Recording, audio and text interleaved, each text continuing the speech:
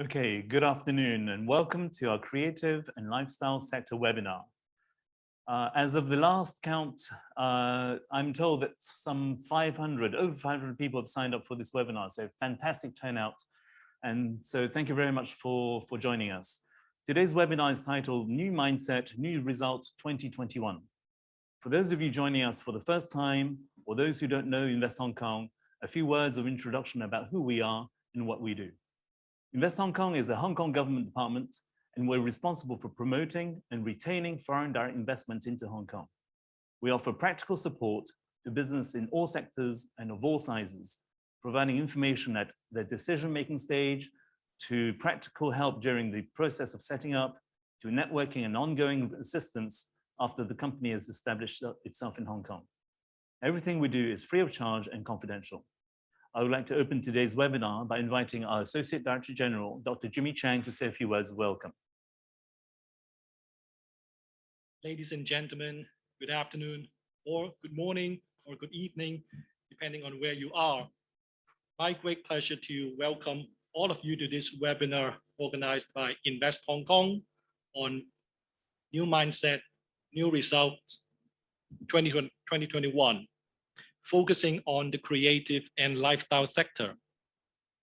The COVID-19 pandemic is something really unprecedented, affecting every single body in the world. And in the creative and lifestyle sector, its impact has been enormous on any business that relies on tourism or any form of social gathering like F&B and retail. However, we are all hopeful that very soon, when more and more people getting vaccinated and the pandemic gets more under control globally, international travel and business activities can gradually resume normal. Where there are risks, there are also opportunities. In fact, the pandemic has been driving a lot of changes in businesses and people's lives. For example, I guess we are all working hard to digitize our work processes, our service offerings, as well as sales and marketing. In Hong Kong, the recent launch of commercial 5G services provide some great support for the development of our digital ecosystem. In the meantime, while travel restrictions remain, people have turned their hearts to spending locally. And it's very much the case here in Hong Kong, where people's purchasing power is still pretty strong. As you may know, the word staycation was the #1 trending word in Hong Kong last year. Luckily, Hong Kong's fundamentals remain very robust. Our high degree of economic freedom and low and simple taxes are always valued by investors. Our rule of law and judicial independence have not changed and will not change. And being an international financial center is a big plus, especially for fundraising. Shortly, you will hear from our distinguished guest speakers and my colleagues the latest consumer trends in the market, as well as some practical advice on how to expand your businesses in Hong Kong continuously, and more importantly, via Hong Kong, for example, to the Greater Bay Area, the whole mainland of China, and the rest of Asia, allowing us to embrace a new mindset and achieving new results. Just to conclude, Hong Kong's fundamentals are robust, and we are faced with some very exciting business opportunities like nowhere else in the world, particularly the GBA development. So I'm confident that once the pandemic is over, our economy will recover very quickly. And Invest Hong Kong is always here to support you in capitalizing these new opportunities in and through our city. If there's anything we can help, please don't hesitate to contact us. Finally, I would like to say a big thank you once again to all our guest speakers, and I wish you all a very fruitful discussion today. Thank you. Thank you, Dr. Chang. Moving swiftly to our first presentation, the first session will be a keynote presented by PricewaterhouseCoopers titled The Digital and Consumer Outlook 2021 and Beyond. Our speakers will be Michael Chang and Jaylin Kwan. Michael is responsible for coordinating practice strategy and service delivery for companies in the retail and consumer sector in Hong Kong, China, and the Asia Pacific region. He specializes in IPO advisory and M&A activities. Jaylin Kwan is a digital transformation specialist advising clients on data and technology strategy for competitive advantage. She has helped build out digital capabilities for companies of all shapes and sizes, from startups to IPO companies to 100-year-old legacy brands from all over the world, with a special focus on retail and consumer products. Over to you, Michael and Jaylin. Oh, thank you, Casey. First of all, I would like to really extend my warmest thank you to Invest Hong Kong to invite myself and Jaylin to be here today. Following Dr. Chang's opening speech on this seminar is very, I would say difficult because I can see Dr. Chang is actually sitting from the Invest Hong Kong side, which obviously is a very supportive government sector, helping a lot of multinational companies coming to Hong Kong, and has been so successful in making Hong Kong such a wonderful and successful city in the last decade. However, I'm more or less in a little bit of a neutral position because as PwC, we are a firm of accountants, although I wouldn't say myself as a global accountant. Our firm is definitely a very global firm, and been in the firm for the last 35 years in Hong Kong. I definitely see a lot of changes, in particular from the retail market sector, because most of my clients are actually in the retail business. So I think this is really a very, very challenging time that we see a lot of changes happening, both within the retail and also the consumer market sector, not just in Hong Kong, but everywhere in the world. And without further ado, I think the best of things is to look at what Dr. Chang said in terms of GBA and the China influence to Hong Kong. I don't think anyone would argue that China is definitely the market for any companies to come to consider in the next 10 or 20 years. So I just want to share with you some very high level macroeconomic data to let you understand why China is so important to any companies, either coming to China or Hong Kong. So if you look at what China has achieved in the last 3 or 4, maybe 5 years, definitely, if you look at the GDP, we only experienced 1 quarter of negative growth, and that was right at in the middle of the pandemic, which actually started in February 2020.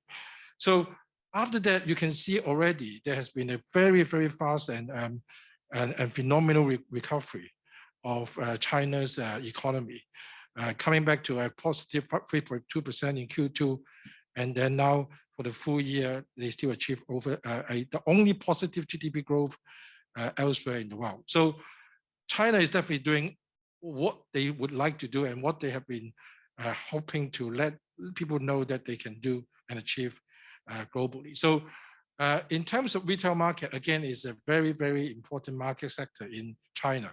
As we all know, the China-US trade dispute started in around 2018, and it's still ongoing. And you can see China is definitely losing a little bit of steam in terms of a GDP growth because of these trade restrictions. However, if you look at what they have now achieved, the retail sector does help them a lot. So you can see the retail sector has really been quite phenomenal. If you look at the latest number for January and February in 2021, they achieved a total combined growth of 33% compared to last year, which obviously is a very, very significant number. Again, population-wise, you can see China has already achieved 1.4 billion, which again is a very, very important number for everyone to consider in terms of the retail market. And Hong Kong, obviously, we are still in a little bit of about 7.5 million.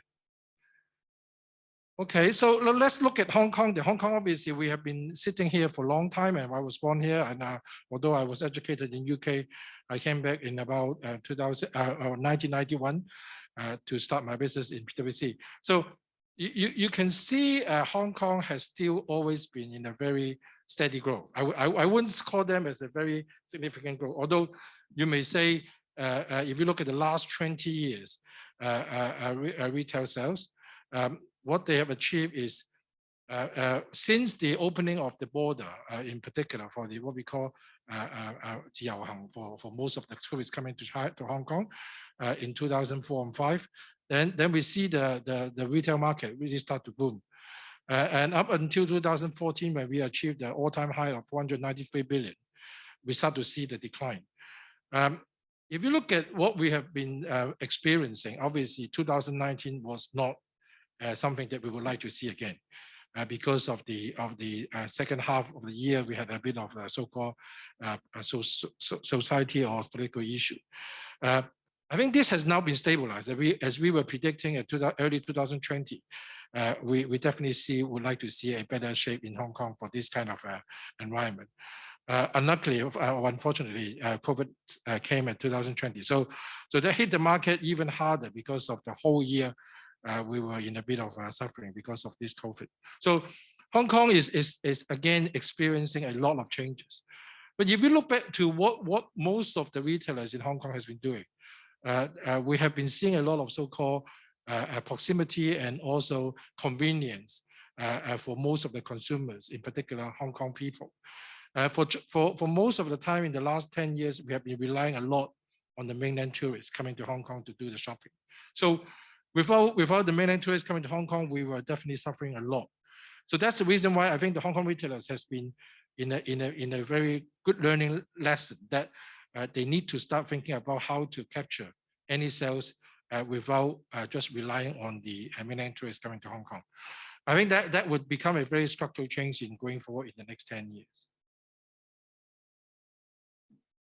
Okay, in terms of sectors, I think if you look at most of the key important sectors in Hong Kong, the high-end, what we call luxury goods and jewelry, has always been one of the key sectors in Hong Kong because of the tax-free, as mentioned by Dr. Cheng, in Hong Kong, that we still have no sales tax or any sort of high income tax for people in Hong Kong. So definitely we are having this privilege in terms of having such a good advantage of attracting customers to come to shop in Hong Kong. But unfortunately, I think that since 2019, I think this very important sector has really decreased a lot. So last year, we suffered almost 54% of decline in this sector. And although the so-called necessity sectors have become still very in demand because everyone is staying at home, working from home, we see a modest increase in those sectors. But all in all, in Hong Kong, we still suffer a 24% decline in 2020. That definitely was the highest decline that we ever experienced in Hong Kong. So although we do see this kind of phenomenon, in fact, our forecast for this year has now been a little bit more optimistic. Although if you look at Hong Kong, we're still having a little bit of cases every day. But hopefully, if we get most of the vaccine done for most of our people, and the border is open back in probably Q4, then I will anticipate that we will have probably around 15% growth in our overall sales revenue. And with luxury sector, can go back to almost 20% as compared to last year. And other sector, if you look at what we just discussed, clothing, medicine and cosmetics, and also electronic goods should be a very shining sector that everyone should look for. So I think at this point of time, I would pass back this forum to, in fact, a survey that we've done globally. And also we put that into the China and Hong Kong consumers in a more focus and look at what we see in terms of their behavior, and let everyone know, understand, or try to see how you can capture these consumers going forward. Thank you, Michael. So Michael has the hard job of giving you the economic projections and a walkthrough of what we've been through. So now I have the fun job of talking about some of the mega trends that the consumers are actually seeing and how brands are responding.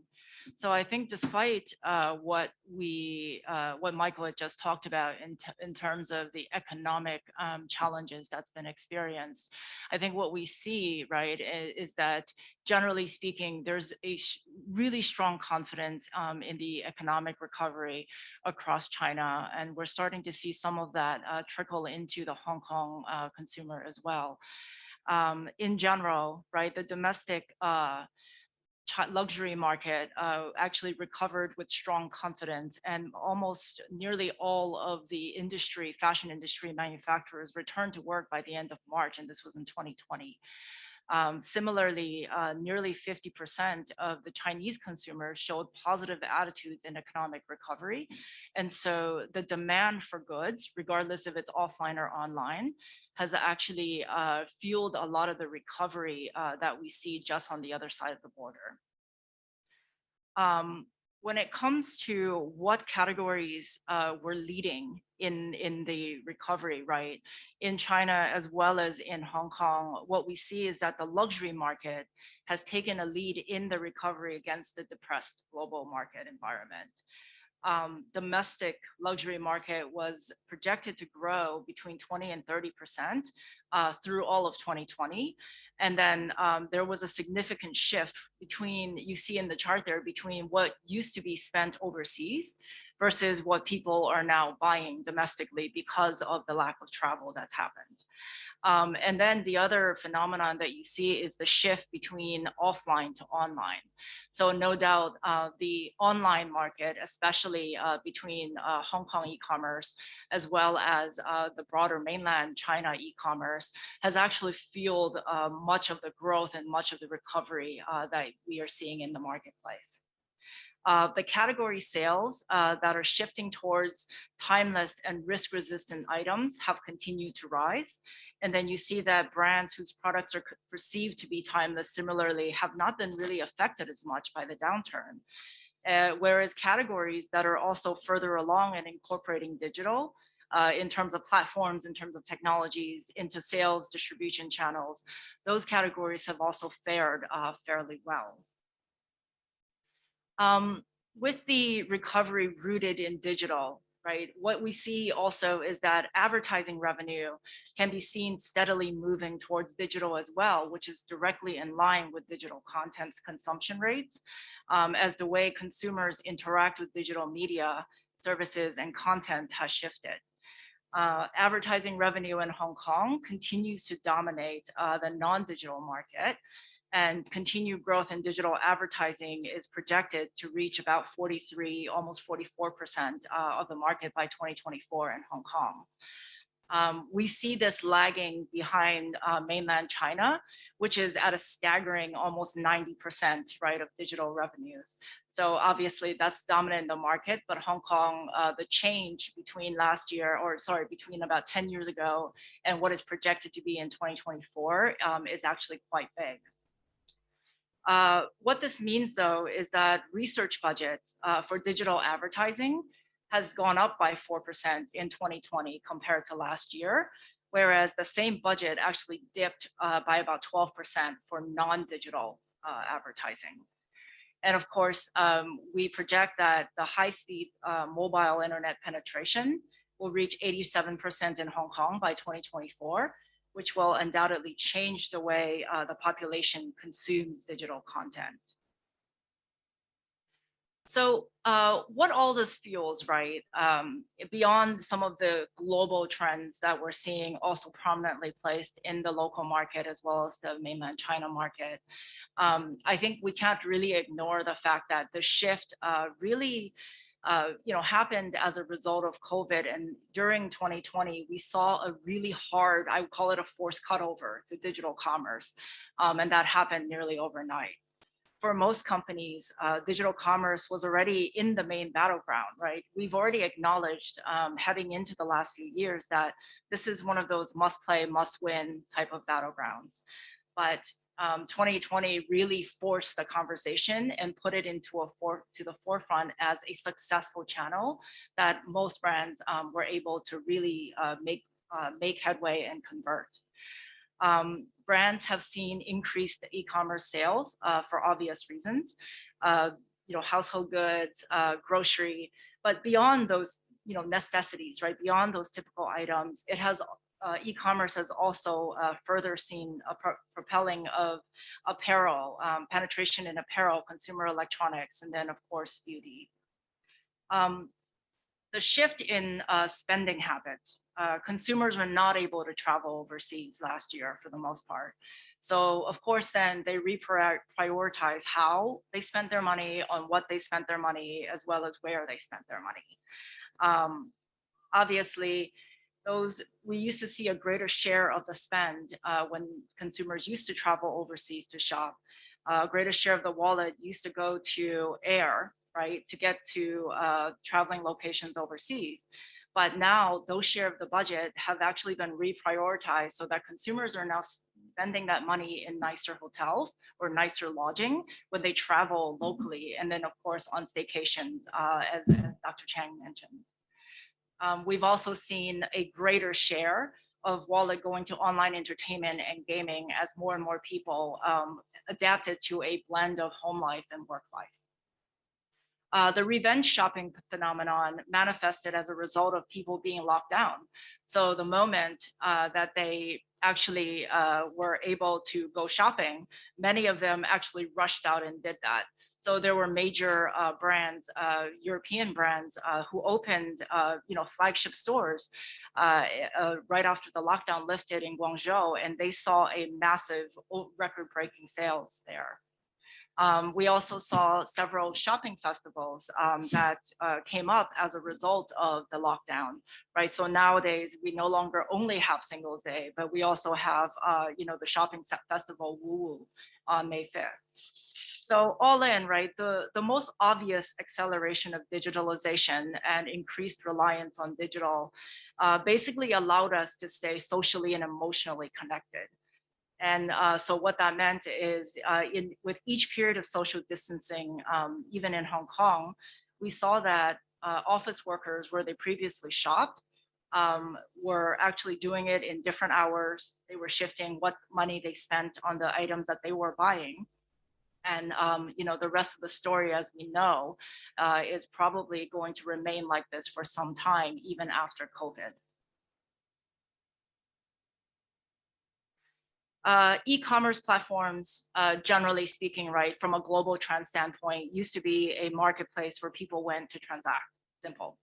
But the evolution of live streaming from commerce to entertainment have really blurred those lines as e-commerce giants expanded into entertainment and vice versa, of course.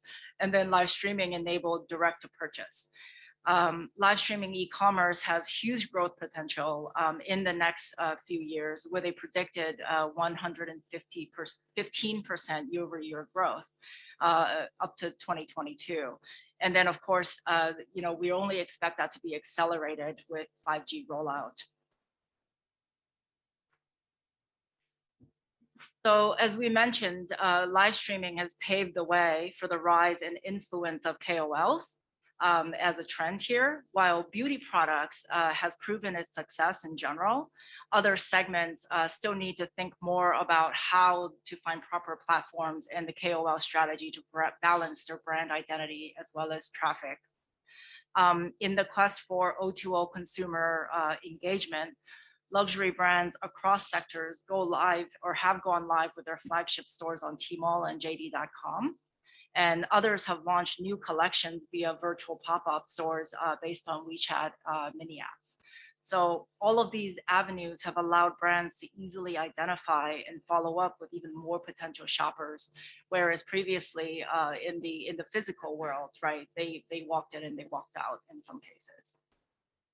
And then last but not least, we saw a rising demand in lower tier cities in terms of even luxury goods or most goods in general. So what that has done is it's shifting business center of gravity in Greater China. These consumers or customers expect higher delivery service levels or seamless omni-channel services. And so in turn, that has actually redefined supply chain networks. And Michael will talk a little bit more about the implications of that in a little bit. One of the other trends we saw that I will quickly go through is the idea of C2M, right? Consumer to manufacturer, which is cracking the e-commerce model by fulfilling and matching needs for customers as well as manufacturers. They're offering more tailored products, they're lowering the price tag for consumers, and in turn, they're raising profits for manufacturers and lowering inventory levels for them to have to sustain. So all in, this is one of those trends where there is to expect a new market opportunity of 6 billion plus by 2022.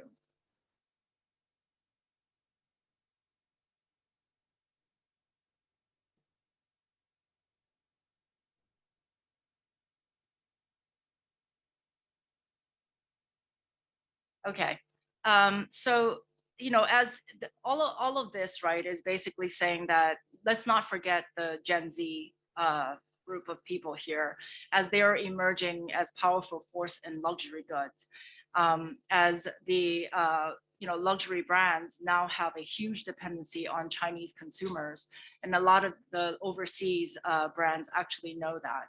So China's luxury consumers are much younger. They are digital and new tech savvy.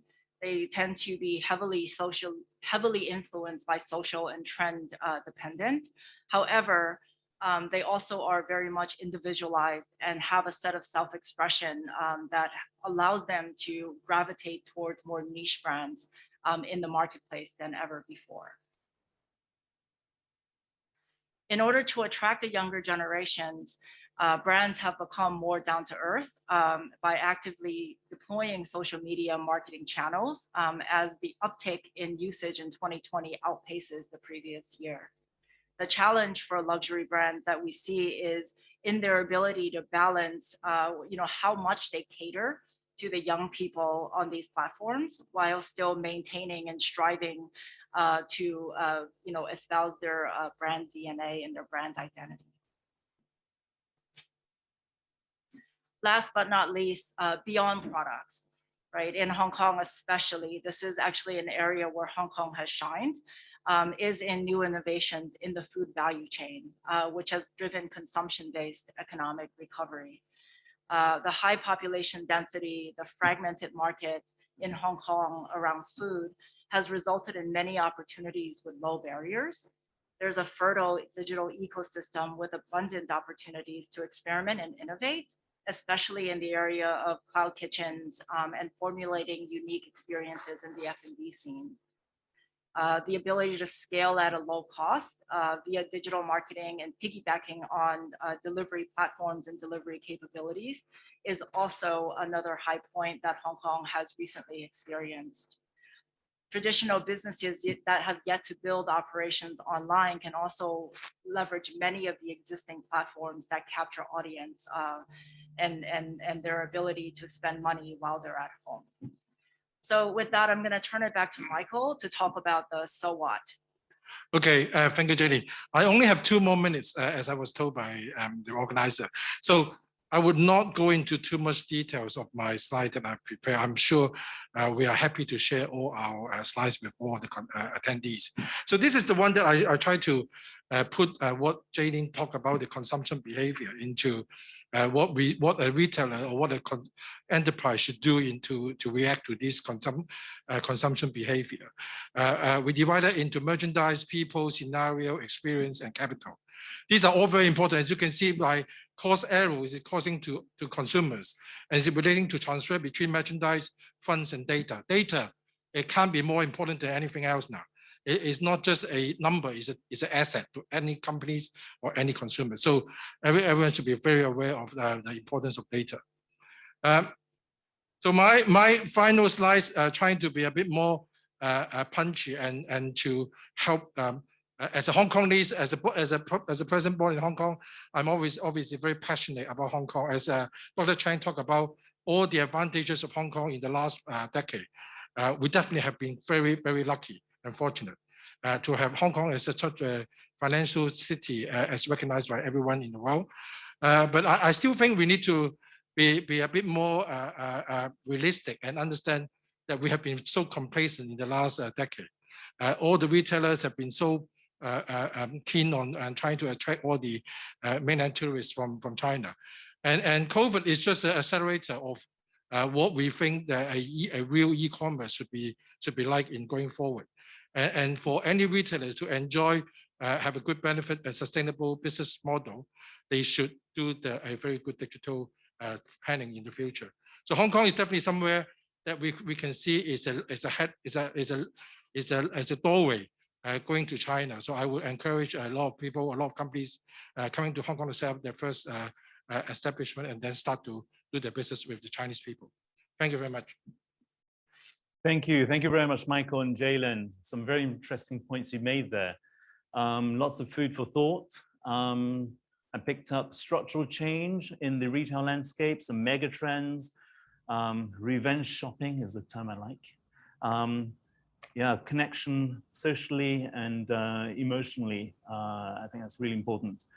Very, very good. Coming up next is a panel discussion titled Entrepreneurship in the New Normal, Digital and Innovative Solutions for Resurgence in the Creative and Lifestyle Sectors.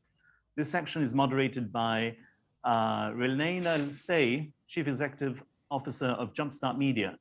Relena Say has been appointed the CEO of Jumpstart Media since March 2020, with a mission to connect teams, ideas, and innovation across borders. Relena has a degree in politics, business, and sociology from New York University, and a Juris Doctor degree from Harvard Law School.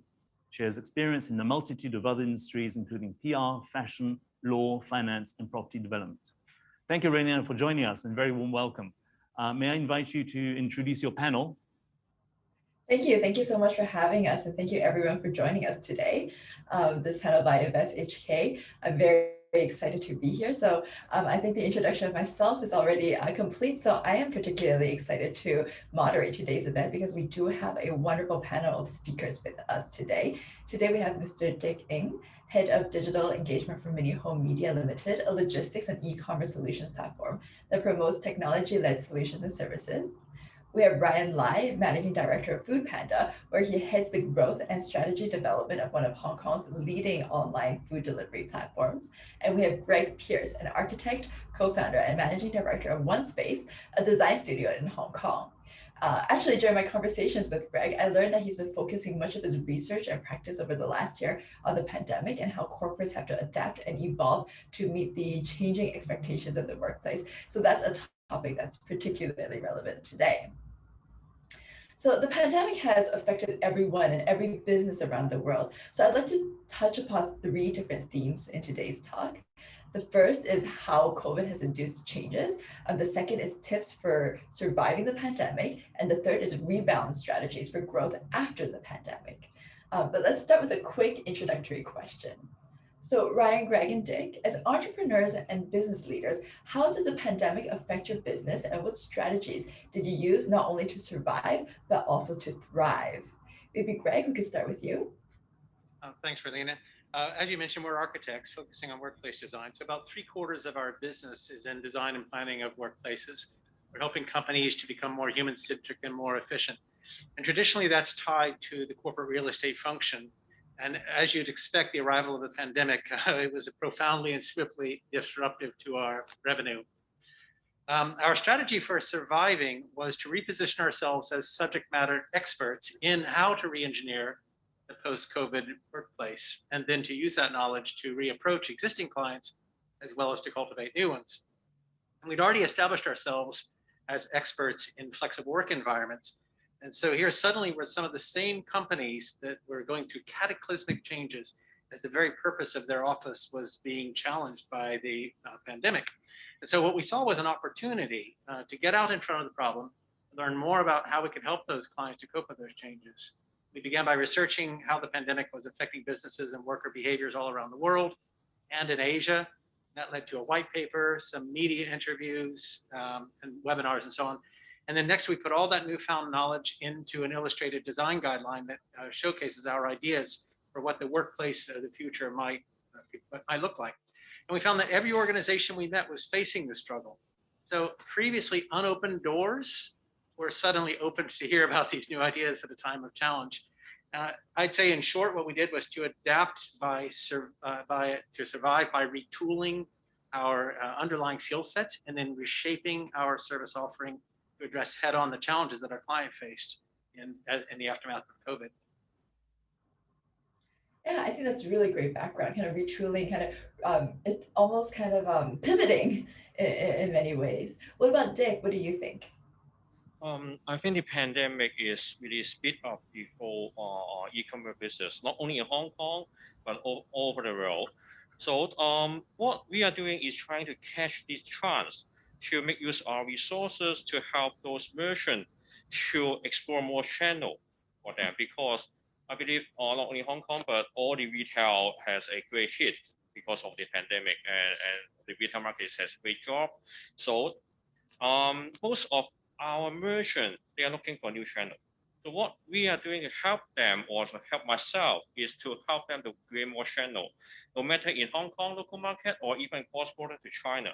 So luckily we are partnering with maybe some state-owned channel, which provide very resourceful channel for those merchants which are difficult to expand their market before. Now they can use our platform to increase their channel, get into the China market. This is what we can offer to them to boost up their business, in the same time to help my company for in this pandemic situation. Taking advantage of win-win opportunities in this pandemic. Ryan, what about you? What are your thoughts?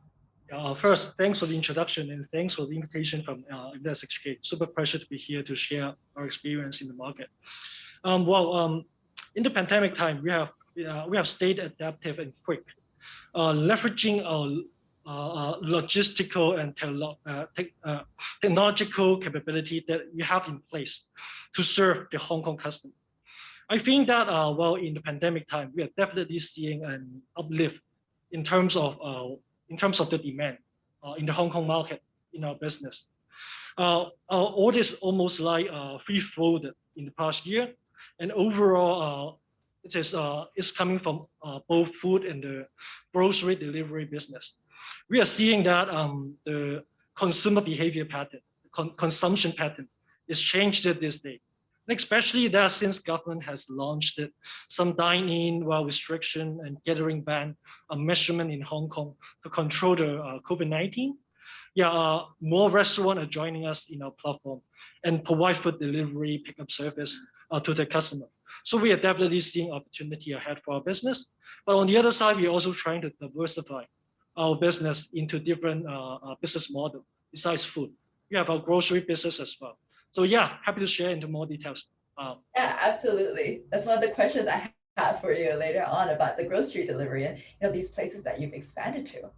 So let's start with the first theme. I want to talk a little bit about COVID-induced changes. So Greg, the COVID-19 pandemic pushed the majority of the world to work from home, or at least to do A/B teams. Now, as we're stepping back towards normalcy with the arrival of vaccines, do you think the workplace designs have to evolve? And if yes, in what ways? And what would the workplace look like 5 years from now? Yeah, that's the question on everybody's mind. Absolutely, the workplace will need to evolve. And I think you'll see those changes in less than 5 years, maybe even as early as next year. I'd even go so far as to say the very purpose of the office has changed, something that Ryan and I were speaking about a bit earlier today. And here's why. Many organizations actually found that productivity went up during work from home. Bit of a surprise. But a Gallup poll around the same time last year found that 70% of those workers feel disengaged from their companies and they miss the social interaction of the workplace. A separate poll by Bloomberg found that employers in Asia Pacific specifically found that there are two challenges they face for how to ensure collaboration happens in their teams and how to keep their team motivated and engaged. So you can see that although productivity goes up, that it has a natural limit at some point. At that point, we rely upon connections with our teammates to fulfill our roles. So that kind of social cohesion is essential really for any organization to have longevity. And that's where the workplace of the future will find its lasting purpose. It's going to become like a social engine of any organization. Rather than rows and rows of desks, one per head count, like you used to find, what you'll probably find is a wide diversity of work and social settings in this new redefined office. There will be sheltered places to touch down and work quietly and safely for a few hours. But more importantly, there will be plenty of choices of where and how to connect with your colleagues. based on what you need to do and on the tools that you need. For example, team meetings will shift, we think, from those claustrophobic meeting rooms to reconfigurable meeting spaces to give the users more control over how they participate. Or another example is the so-called social pantry, where we find ourselves having lunch. They will probably need to be provided with more protective places to eat lunch and making the choice to socialize with their colleagues in more open places. So these are a range of anatomies which will be redefined by COVID in the future for the workplace. Yeah, I think that's interesting. And like you said, some of these changes are already happening. So maybe not even 5 years from now, maybe 1 year, half a year from now, I definitely see a lot of these changes happening. So Dick, I want to ask you about the e-commerce sector. So the e-commerce sector has witnessed a boom in demand during this pandemic. What are some brands and categories of products that you have seen an increase in demand on Mini Home during COVID? And what factors do you think led to their growth? And how has customer sentiment changed during this period? If you're talking about the cross-border e-commerce, traditionally the four major product categories have high demand. First one is the food product, and then is cosmetic, baby mother care, and health supplement. There's four major product categories.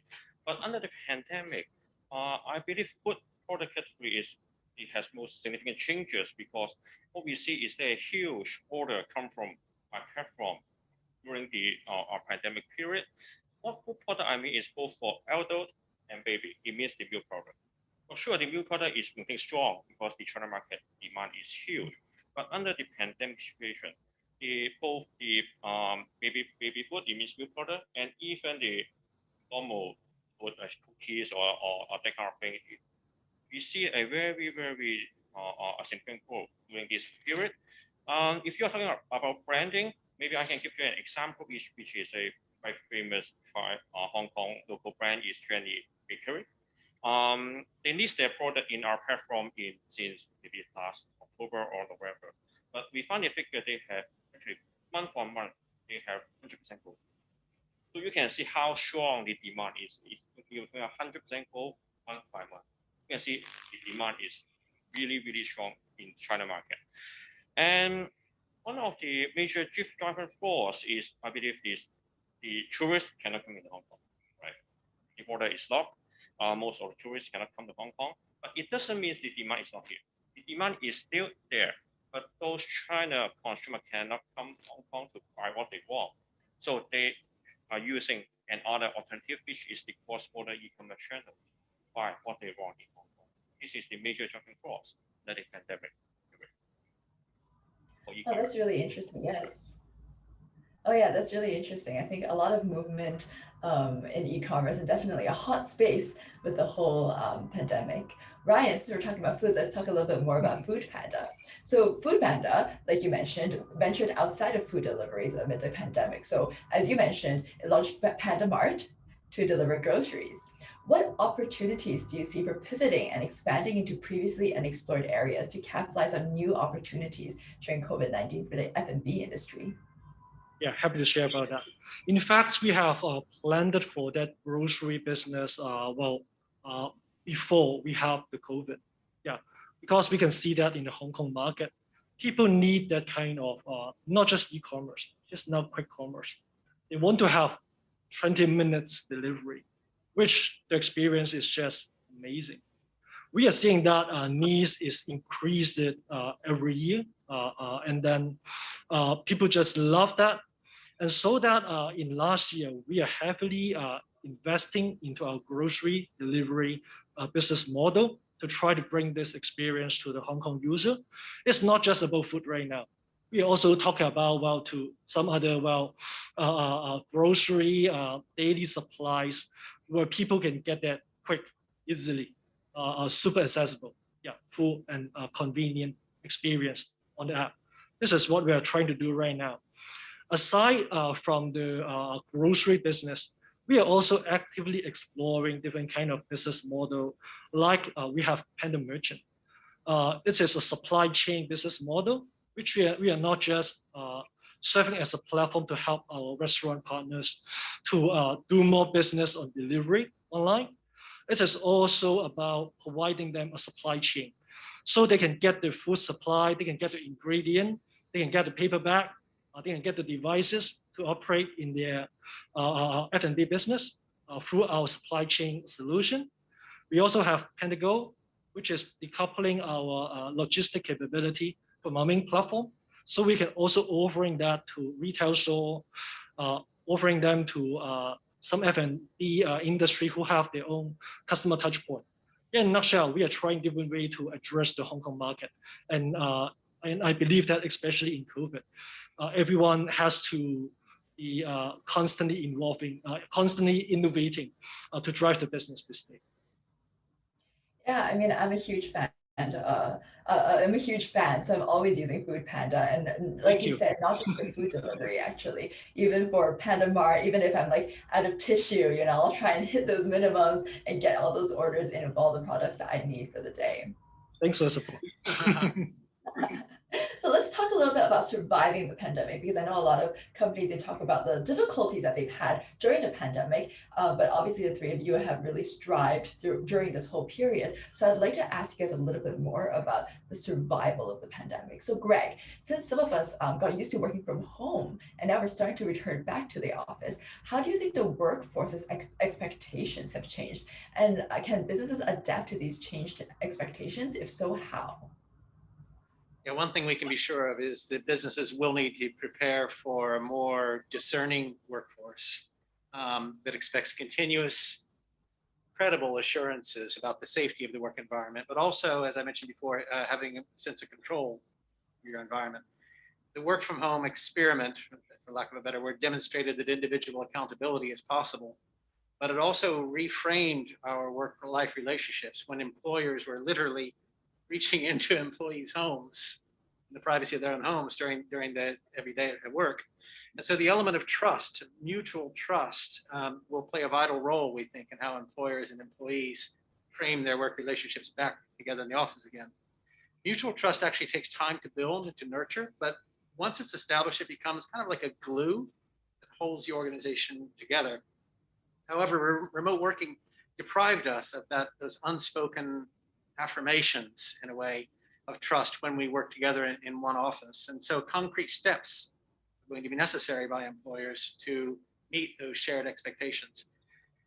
The American furniture maker Steelcase, who's done a lot of research around workplace behaviors, they did an Asia focus survey, and they found 5 recurring themes of expectations by both employers and employees. And those are safety, so the perception of safety and the reality of safety. Sense of belonging, which always was there, but is more important after work from home, since that sense of belonging has been broken up. Productivity, which is really about ensuring that I'm not placing impediments into the productivity of your day. Ergonomic comfort, which again was always important, and now suddenly we're seeing how very important it is as we're working from home and having control over your environment. So we foresee that employers are basically going to have to rewrite their HR policies, and they're going to have to write them towards creating and maintaining a positive so-called employee experience. And that's actually a phrase that we're hearing a lot more from our clients now. So we think it's going to be a coming trend now. In some ways, COVID has just accelerated something that was already underway. Yeah, that's really interesting, especially kind of a point of view for businesses in general and those that are, those that have people coming into the office and then now working from home. But Ryan, I want to ask you also for the F&B industry, because I think in Hong Kong and a lot of different countries, the F&B industry is particularly hard hit as well by COVID. So during the pandemic, Food Panda actually introduced a host of initiatives to help local businesses sustain during the pandemic. So I know you guys offered free deliveries, lowering onboarding and listing rates. Can you talk about these initiatives and the thought process behind them and how it has helped small businesses and local businesses survive the pandemic? Yeah. First, we recognize that and realize that, this is a big challenge in the pandemic that, the F&B industry in retail business is getting a serious hit over there. So yeah, there's quite a few big initiatives that we have done this year, to help the retail business there. So first, in February 2020, last year, we have announced a set of pricing strategy, which we want to help the F&B business to minimize their business loss in this period of time by introducing a 3-month payment delay scheme, which they can defer the payment to Panda platform to allow a better cash flow. On the other side, we are also investing 8-figure HKD investment to encourage the F&B industry to get onto the online platform to drive the volume, drive the business over there, so they can compensate their loss of line. In April 2020, we are partnering with FWD Insurance to try to provide COVID-19 insurance to all foodpanda couriers, as well as our back office staff, so we can ensure that the business is running as usual with some protection. In August 2020, we are even rolling out more supporting measurements by investing a 7-figure HKD investment that's helping 7,000 of Hong Kong-based restaurants to run on our business by reducing our listing fee and onboarding fee to 0 Hong Kong dollar. And picking up orders, we are also heavily subsidizing this kind of pickup order to drive volume. For any new retail shops that join us, we raised their commission rate, as well as providing free delivery for them. We hope to help the Hong Kong community. We hope to help the Hong Kong business here in this super difficult time in pandemic. Thank you, Ryan. And I'm sure the Hong Kong community, especially the local businesses, the F&B, really appreciate the help that foodpanda has put into helping them run their business during this difficult time, right? And Dick, I have a question for you, because while foodpanda and Ryan's been helping, the F&B industry, I know that Mini Home actually has gone beyond the traditional e-commerce model and created an innovative business model that can help a lot of SMEs. So can you tell us about how Mini Home can help SMEs survive the pandemic and capitalize on growth opportunities? Sure. As I mentioned before, what we're trying to do is to help those merchants to create channel. What means to create channel? It doesn't mean that we just help the merchant to list their product or open an e-shop in some platform. What we are doing is trying to find some focus channel for them. From now on, such as we are partnering with China Travel Service, also is the China Unicom, and also China Chemical, which is those state-owned enterprise, which have a huge membership base. We list their product in this platform to reach those consumer group. On top of those state-owned platform, we also help them list in Tmall, which under our own shop in Tmall, this is some online sales channel. On top of the cross-border online sales channel, we also will have a shop launched in maybe coming tourists in Canton Road. We have a 6,000 supermarket will be open very soon, which is also welcome our merchants to put their product there. To facilitate this offline shop, we also have another local online shop to facilitate this offline store in Hong Kong. So this is the selling channel we are helping merchants to explore their sales channel. But sales channel is only one part. If we are talking about explore channel, we are talking about marketing channel. So we are also partnering with another state-owned enterprise, which is the China Unicom. We use their big data and cross over with Tencent. We use their social media WeChat in China, plus a very targeted message to their targeted user. This is the marketing resource that we have to help the merchant to not only sell, but also promote their product to the consumer, because this the product on the internet or e-shop is the first step only. The most important is to how to let the consumer know you are there in a cost-effective way. This is very important. And lastly, after you have the sales channel and marketing channel to promote, you need to have the logistics channel. So we also have our own warehouse and logistics team to help those merchants to ship their shipment from Hong Kong to China on a small package direct. This is what we are trying to help those merchants to provide one-stop solution to help them explore channel. They don't need to worry how to list the product, how to do the promotion, how to logistics. We have all tools to help them to cover all these pain points. This is what we are trying to help those SME, not only in Hong Kong, but also some overseas merchants, such as some Latin merchants, also make use of our platform to get into the China market. Yeah, interesting. I think this one-stop solution type thing is definitely very helpful for companies, especially small companies that aren't able to take care of a lot of different moving pieces at all times. So one of the things I really like about this panel is the positivity. We talk a lot about, COVID, how it's affected us, but also very importantly, how we rebound and thrive in the world after COVID. So I actually have a question for Ryan regarding this. The restaurant industry has suffered setbacks with the fall of the dine-in traffic, but cloud kitchens and food deliveries are gaining demand. Can you share some tips and strategies for the small businesses and how they can survive using, these sort of new markets in space? Is there any innovation that they can take advantage of? Yeah.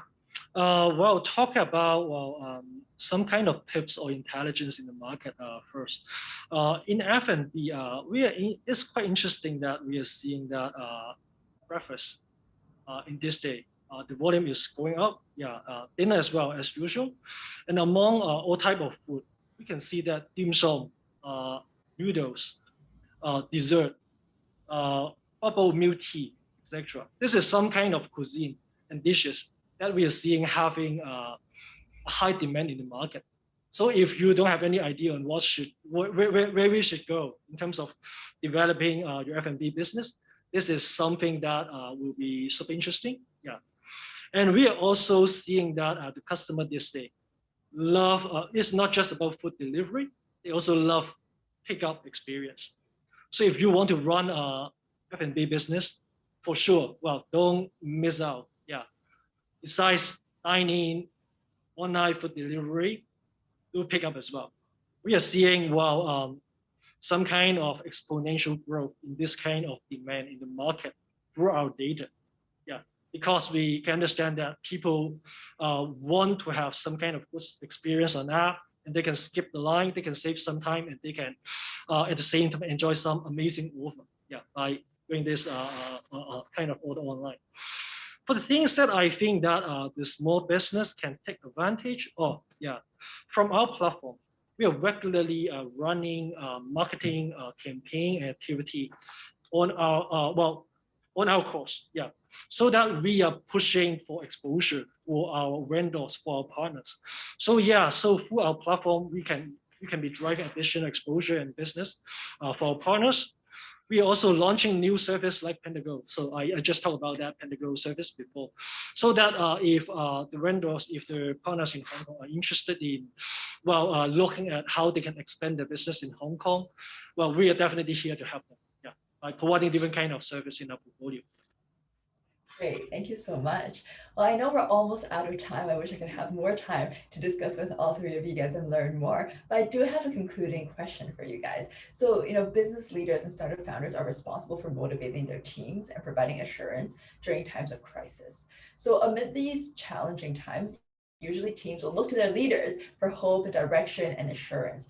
What is your advice to business leaders and startup founders on how they can inspire their team and bring them out of these challenging times stronger than ever before? Greg, do you have any thoughts?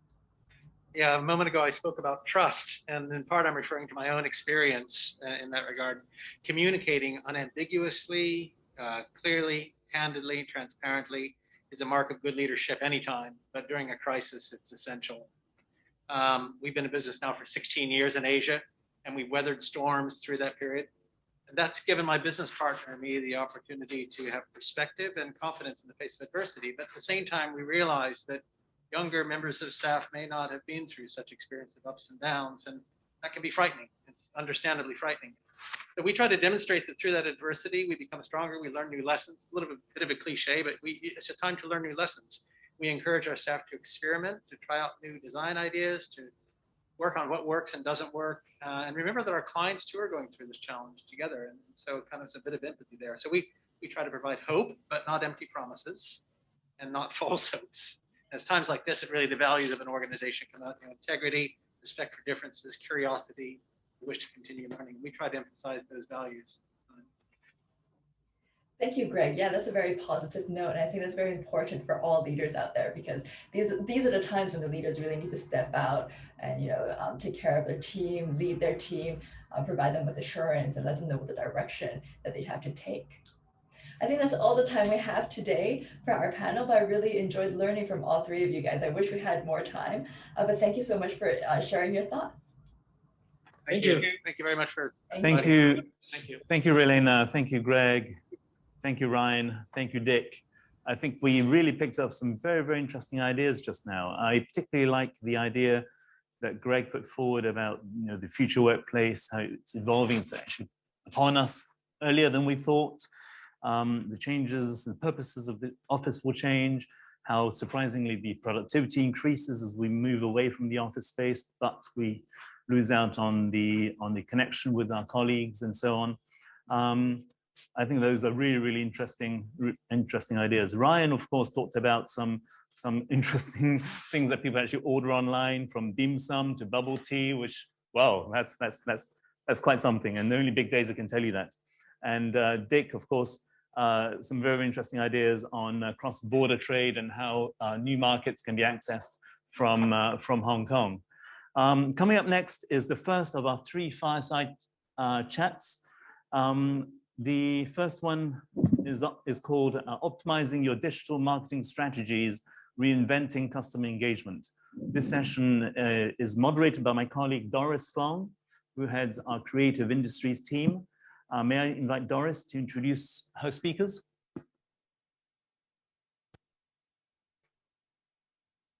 Welcome, everyone. Thank you for joining us in this fireside chat session on optimizing your digital marketing strategies, reinventing customer engagement. First of all, I would like to introduce our 2 speakers. Lucy Marcells, General Manager of Camden in Hong Kong.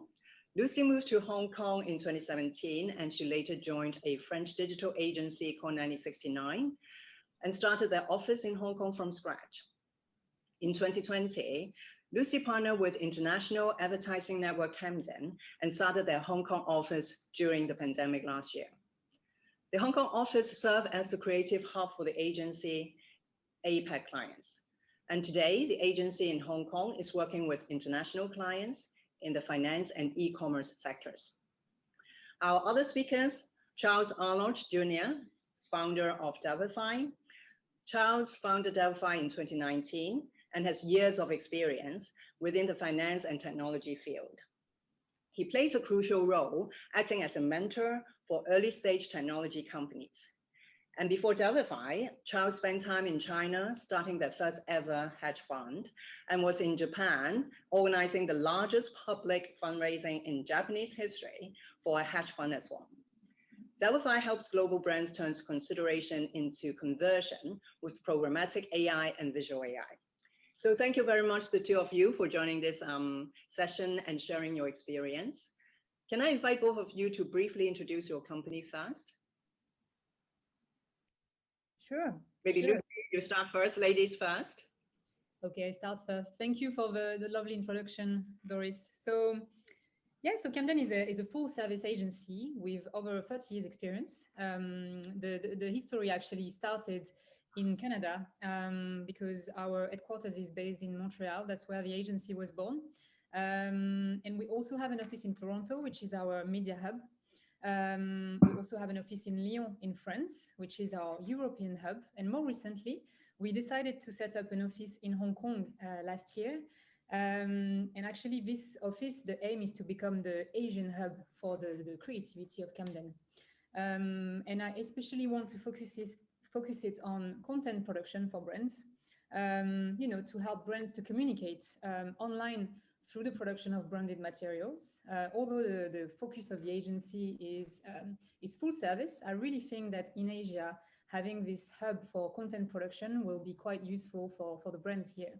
And in terms of the clients we work with, so here in Hong Kong, we already work with Natixis Investment Managers, which is an asset management company for which we have done LinkedIn content.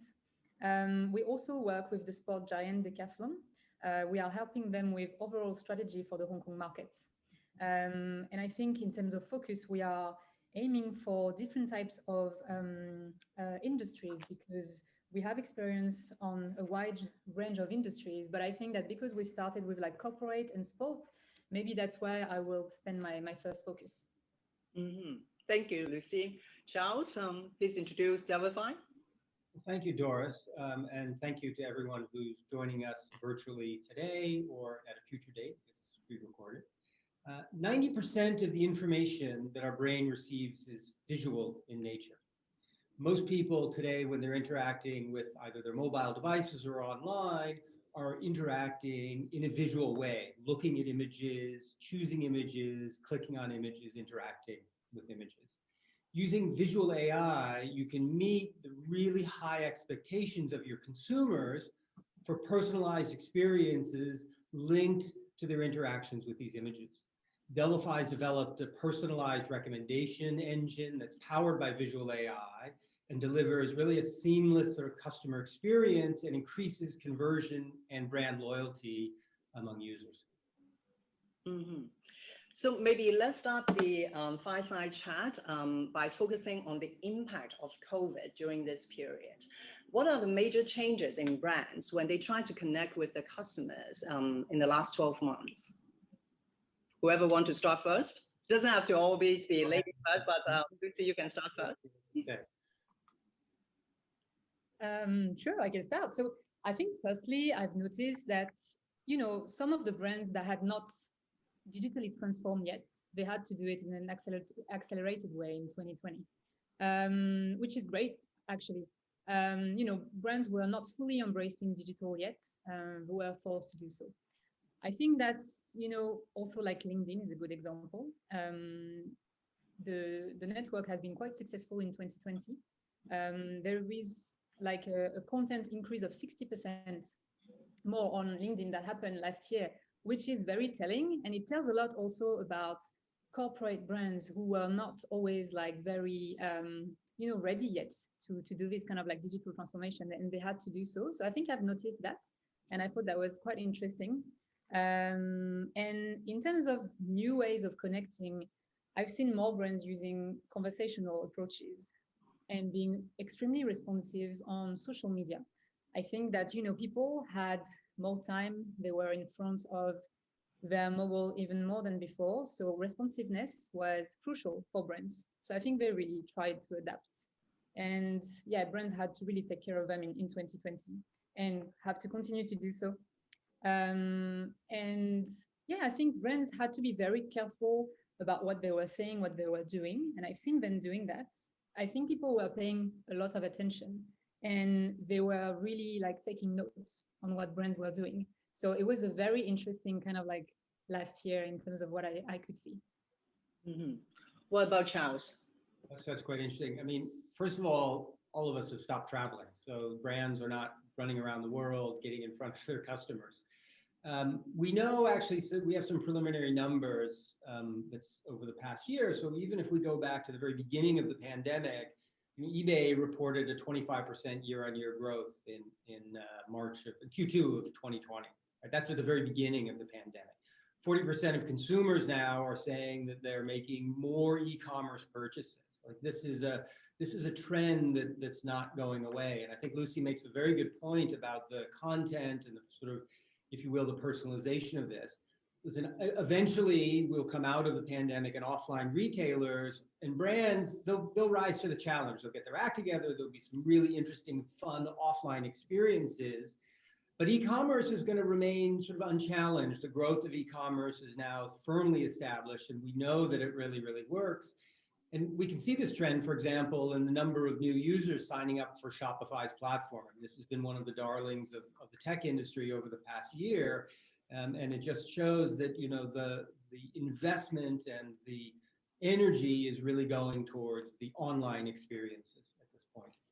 Mm-hmm. So can you give some more specific examples about the effective ways to target and engage these customers in this new normal?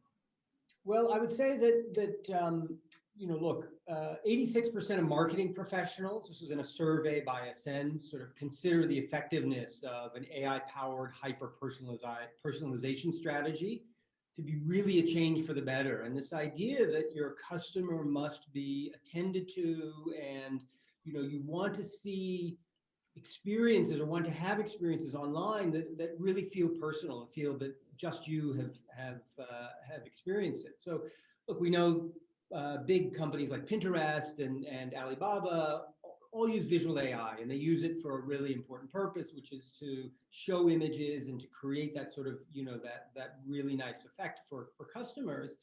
And, we try and amplify that a bit by wrapping AI in a recommendation tool. And why recommendations? Well, we know that recommendations work really well. 35% of purchases on Amazon are directly attributable to recommendations.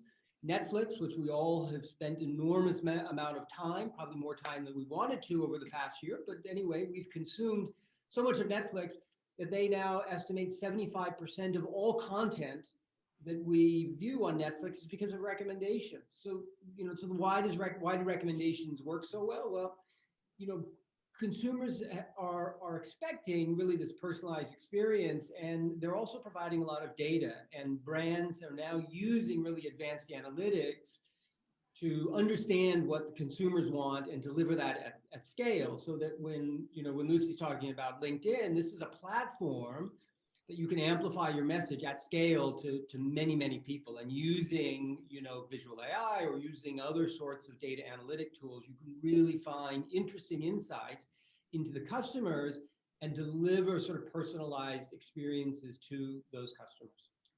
Mm-hmm. Yeah, I think I completely agree with what you're saying, Charles. And I think it's kind of like the brands really have to embrace this omni-channel experience.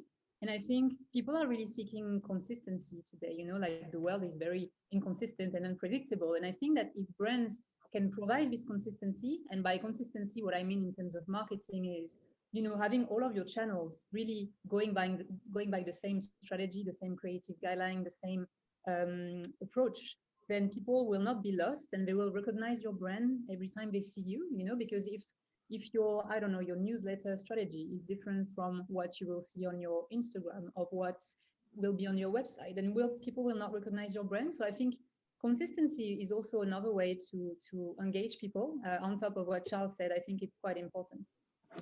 Yes, it's very interesting. You also, both of you mentioned personalization. We see that actually with live streaming and social commerce becoming increasingly popular, and customers' buying decisions are actually heavily influenced by some of these influencers. Sometimes they might be celebrities or friends.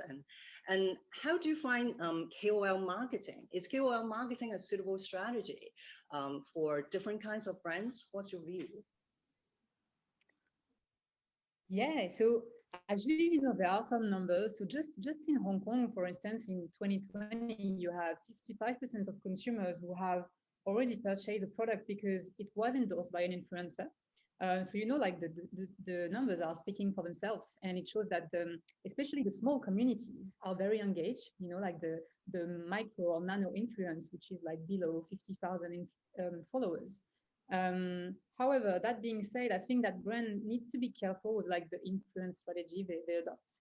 I think more and more, it shouldn't be like just like ad hoc influence activation. They should build like a long-term relationship with not just an influencer, but like an ambassador, like a one-year contract with an influencer that will always be the one speaking about the brand and who will really endorse this brand, and the consumer could get used to this person. I think it's more interesting than having like, multiple influencers just doing like one-time activation. We've also seen something interesting, which is the concept of homefluencers, because obviously influencers, they are not really able to go out of their home lately. So, before they were able to like, live stream from like a dreamy destination or from like a swimming pool somewhere. So they are not able to do that so much anymore. So it means that they have to be more creative, they have to be more authentic, and they have a life that looks very much like the life of the people who are watching them. It's very interesting for brands because it makes people more engaged, closer to them. So I think there is definitely still a lot of potential with influence for brands. And it seems that you can also relate to those influencers, right? Because we are all stuck at home, and it seems to be our distance seems to be closer as well. And what about you, Charles? What's your view on that? Well, we don't really do much with influencers. We tend to be. But you convert brand awareness into sales, and how does that go? Yes. Well, if you think about it, what Lucy's team does is really, activate and drive new consumers and customers to businesses. But once you get to that business, once you come through the front door, or once you virtually have gone through the front door and clicked on a business's website and are browsing around looking for a product or a service, this is where we come in. So we work sort of hand in glove with teams like Camden to deliver the customer to the product, right? So there's a gap between the engagement to the purchase, and you have to be able to fill that gap in that funnel, if you will, using sort of the marketing lingo. And we do that by stimulating sort of their sense of curiosity. What is it that I'm looking for, and having sort of an iterative search experience that's similar to what you have offline.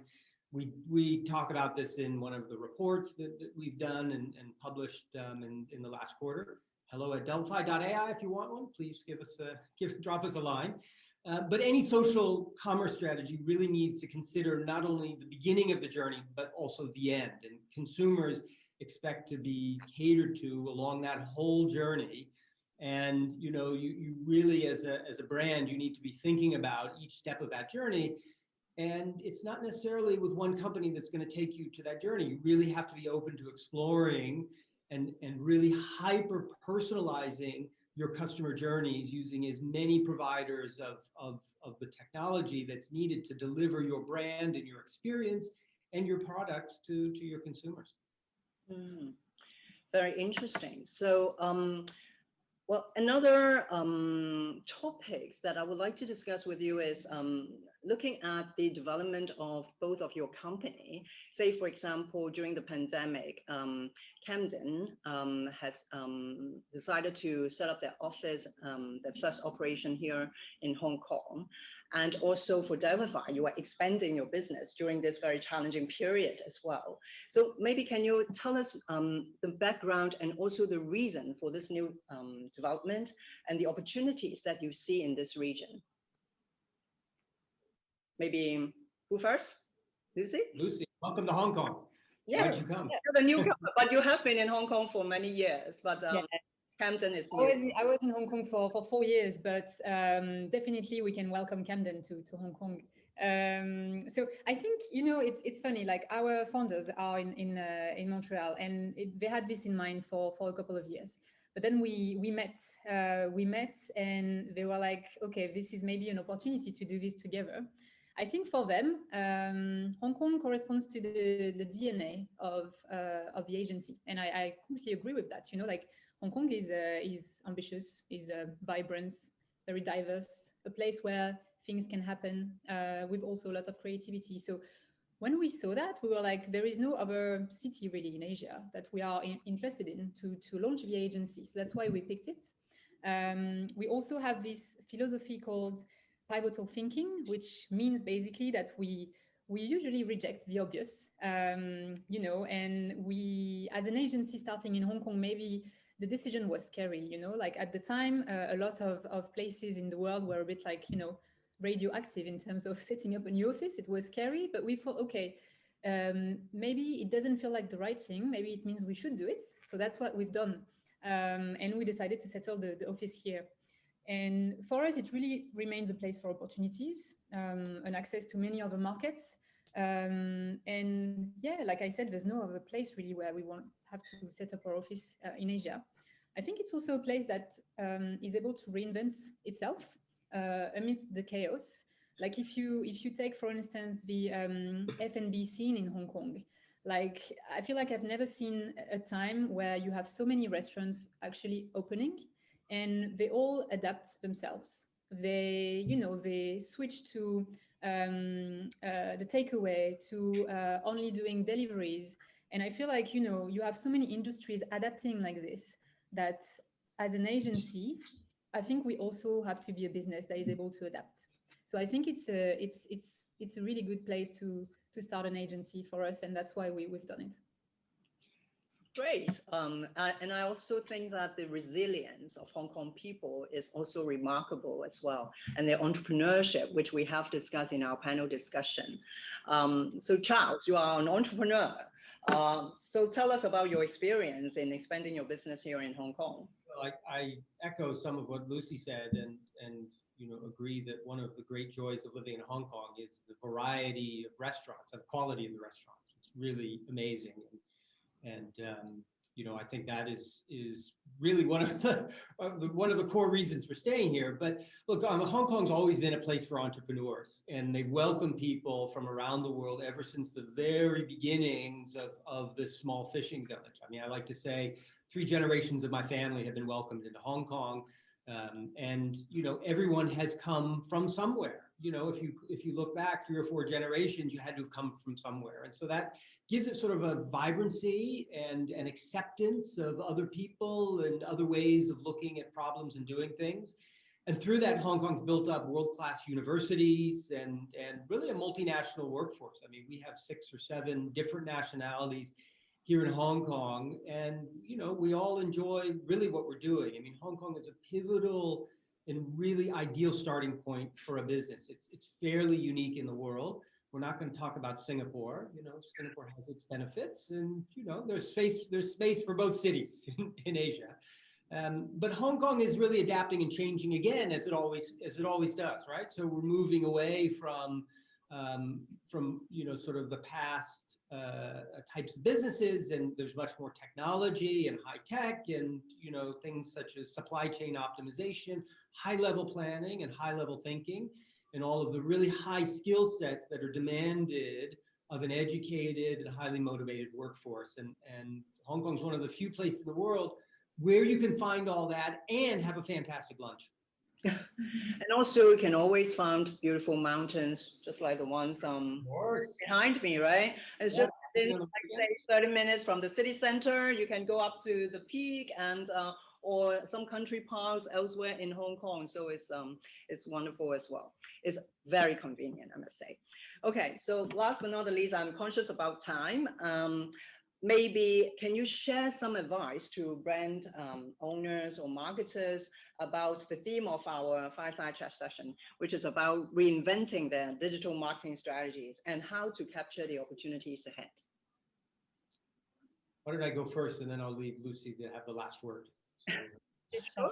No, I think actually, my advice would be simple: use Delphify's tools, right? Come and give us business, and your business would work so much better with us.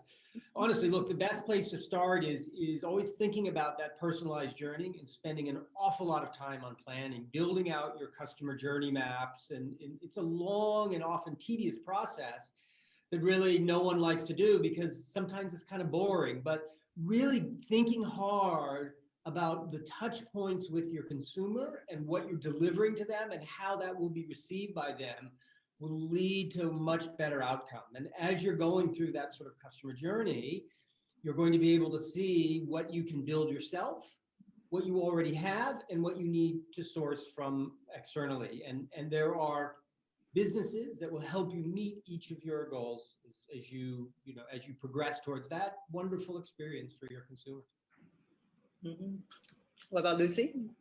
Yeah, I think I can only echo what you just said, Charles. Like spending time on planning things ahead is so important. I think it's not always easy, to convince people of that part because they always have timings issues. But yes, so important to spend time on, what are we going to actually do before we do it.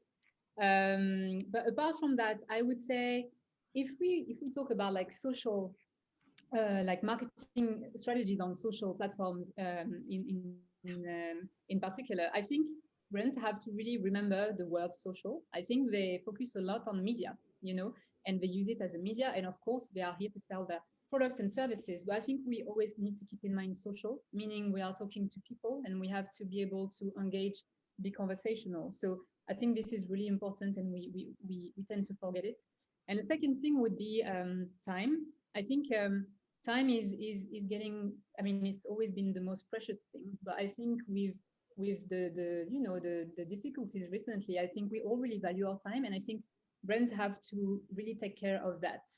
Basically making sure that people, when they look at what they are producing at their content, that they are making the most of their time, basically. So, if it is via humorous messages, or if it is via something that's emotional or bring them really feelings, or if it is being very informative so that when they they go away, they have new information. I think we have to really value people's time, respect with people's times. And I think if brands start to do that even more, they can go a long way. Mm-hmm. Well, so that's a very good closing remark, because thank you so much for sharing your wonderful experience and your thoughts on digital marketing for us. I'm also conscious of our audience time, so it's time to give it back to our MC KC to introduce to the audience about our next session. So thank you very much, Lucy, and thank you, Charles. Thank you. Thank you. Thank you. Thank you, Doris. Thank you, Lucy. Thank you, Charles. I picked some really interesting points there. Charles talking about AI and how that works into recommendations, personalization, customization of the user experience, how the omni-channel is so important, and the consistency of the messages across all channels, Lucy said, is so important. She also talked about the time. I think that's so important, because when we deliver material on media, social media or otherwise, people are taking time to watch it, and we have to respect that. So with that, I would like to move on to our second of our 3 fireside chats. This one is titled Thriving During COVID and Bouncing Back. This session will be moderated by my colleague Angelica Leung, who heads our consumer products team. Very nice to see you again, Arnaud and Marie-Hélène. And thank you very much for joining us. May I invite Angelica to introduce you? Hello, everybody. Thanks, Casey, for the introduction. And welcome again to the next Fireside Chat, which focuses a lot on retail and pop-up stores. And we have 2 guests, lovely guests, my friends here as well. We have Marie-Hélène, director at Tribe 22.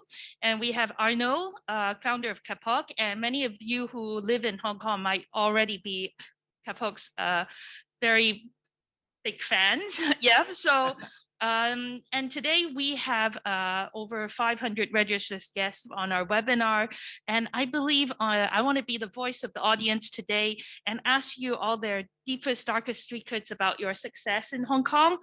And so let's start with Arnaud. So last month you opened your 8th, 9th store in Hong Kong in the middle of Causeway Bay, huge shopping area, 2-level duplex and 3,000 square feet. It's not the one on the PowerPoint now, but we'll show you a picture later. Yeah, this is the one. And so tell me, Arnaud, what has COVID done to retailing? So you have the mic for 10 minutes. We're going to keep it interactive, Okay. but tell me all your secrets about successful retailing. I would have done without COVID for my retail business, but we cannot escape, and we really try to. I think I had months of that. I don't know, maybe 2 weeks where I didn't know what to do, and I was panicked, and then we have to keep going and adapt, so now 2 weeks is not a long time to panic. You came back really quick. But we don't have much more time than that, and it's really pushed us to in a way double down, and open some possibilities. So the shop that you see here on the screen, we just opened in January. It's really in the core of the Causeway Bay, I think the shopping district of Hong Kong. It's an area where we would not have been able to enter because the rents and there was a lot of barrier for SME to open a business in that location.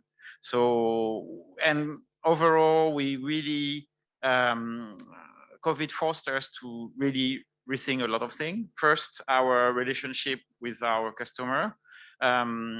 We normally have 2 sets of customers: the Hong Kong local customer and tourists. So tourists are absolutely gone. So first, we have to kind of reinforce our closeness and relationship with the Hong Kong customer. And how do you do that, Arnaud? You have to share with our audience a little bit of your secrets there. So maybe if just you look at the next slide, that's Sun Street. So we built a bigger store, but we've been in this area for 12 years already, and we have our most loyal customer. And basically, I think people come to us, of course, because of the newness. We have new brands every week, and I mean the presentation, the choice of product, but it's really also the closeness with the team, you know, and the level of service. So, you know, for those people who don't know Hong Kong well, Sun Street is in the middle of a really interesting location. If you don't go there, you're not going to pass by. Yeah, you know, it's not like a high traffic area. But it's very quiet. It's beautiful, and it's a place where we can relax. And we have customers that come to our store as a destination. As a destination, and every week.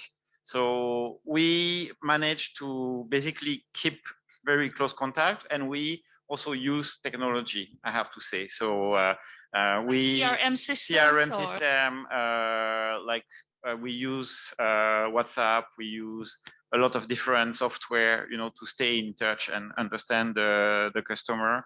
We managed to have a lot of, when shopping was difficult, we had video shopping or shopping through WhatsApp, and we have grown our website. So the sales on our web went ×3 compared to the year before.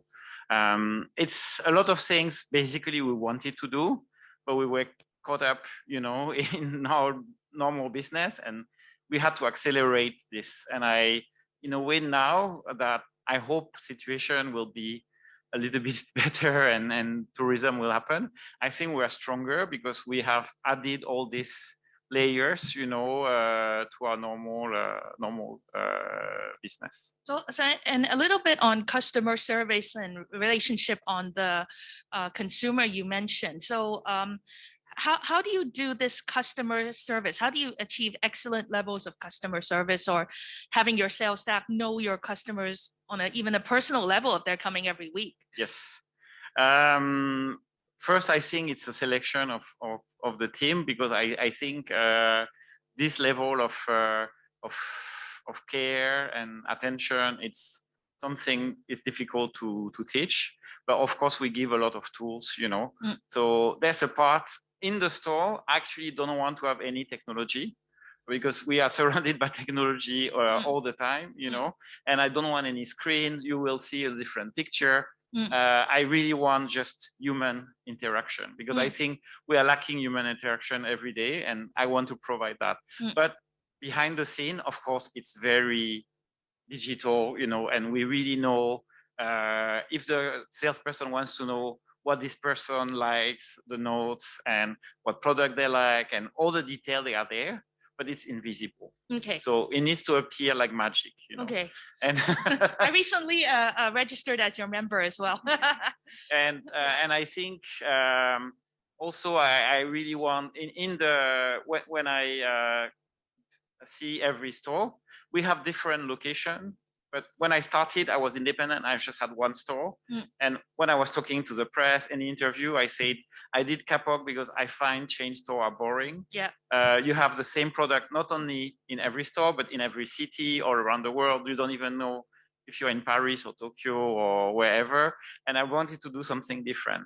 Of course, I want to grow for many reasons. You know, first for my team to have more opportunity, for some projects that we cannot do, working with certain brands or doing our own projects. So growing is key, but I cannot become a chain store. So every store, when we do the design, we have different themes. So here you see PMQ. Here we focus on the local Hong Kong brands. If you go to Wanchai, it's like really niche, new brand, emerging brand.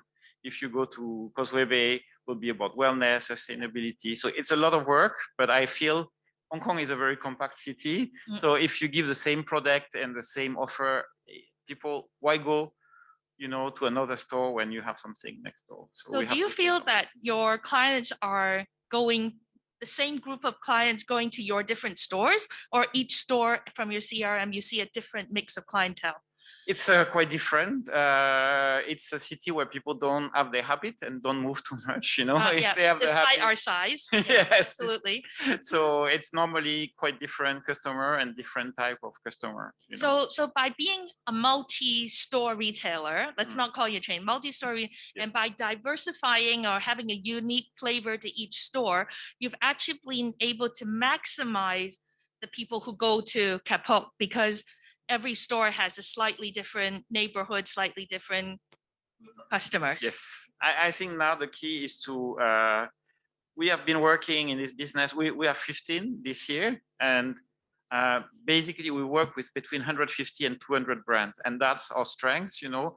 The fact that every week actually there will be 2 or 3 different brands, so a lot of newness, a lot of content, and now we have to find as many channels as possible that follow our style, you know. So it will be different physical store with different character, and then a web store, and then now we are working on a Tmall, our own multi-brand store.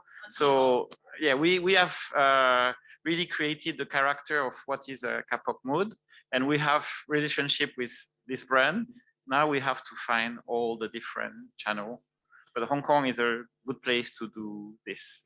You know, I for those who haven't been to Kapok yet, and for those who don't know Arno personally, every store is like a different facet of Arno. I don't know if you, it's still you. It's still you, but in a store. Like if Arno was a store, that store would be Kapok. And it has a lot of facets. Yes, absolutely. I think you can absolutely. kind of you can follow my interest, because I think for this I learned, you know, for the big model for my business of multi-brand store remains Colette. You know, it's a mythical store in Paris, and behind Colette is the mom Colette and her daughter Sarah, and I think you can really follow what they like, what they are into. It's a personal store. I don't plan to be a department store. I still need to have this angle, and I think it's not just me and some of my team members. You will feel what our interests. So in the past we were traveling, and you can follow 6 months later where I've been. You will see the products that, oh, now is my interest. So I've been, like many people in Hong Kong, hiking, trying to exercise and exploring the outdoor. And you go to our latest store in Causeway Bay, you will find this different facets. So it has to remain fresh, but it also has to remain personal. Definitely. And as Colette is no more in Paris, as you know. Okay, we'll go to Kapok. Yes. Maybe Kapok we go back. Yeah, now to I Paris. will be one day. Yes, I hope so. So now we're looking at some slides on Maison Kitsune, and I know from your background, Arno, you not only your Kapok series of stores, but you also are, you know. My background, has been to work with brands and bring these brands to Asia. So I started in 2001 with Lomography from Vienna, the camera. And for 10 years, 2004 to 14, I worked with Moleskine from Milan, and other brands like Daniel Wellington, Reigns, and so on. So now Kapok is multi-brand, but sometimes some brands have a very strong performance, and we have a kind of really strong connection with the brand, and then we will organize to do mono-brand store for this brand. So one is Maison Kitsune, that we launched, and a brand from New York, ONS, that we launched 2 years ago. Now we have 2 points of sales. What does it stand for? Use your imagination. Okay. So I know it was a brand that was called Onassis, and they decided the name was a little bit old-fashioned. And actually, the story is their shipping carton had. They make Onassis small form as ONS, and they decided that's a good name. Okay. Because someone asked me, and I didn't know, so I want to take this opportunity to ask you. The core of the brand is a shirt, so it's one nice shirt. Yeah. But some people think of one night stand, but I cannot say anything is possible. Okay, so I think that's the last slide of Arno. So now we're going to move on to Marie-Hélène before we come back to you again. So Marie-Hélène is a retail consultant with a lot of experience in Asia, and you've done a lot of work with together with brands and landlords, and then in the presentation we're going to be seeing a lot of really interesting visuals on how Tribe 22 works with landlords, how to bring in a lot of art and culture elements, and pop-ups. You know, a lot of brands who are not yet in Hong Kong, might want to explore using pop-ups as your first mode of entry into Asia or into Hong Kong. So let's give the time to Marie-Helene and talk a little bit about the philosophy behind all this.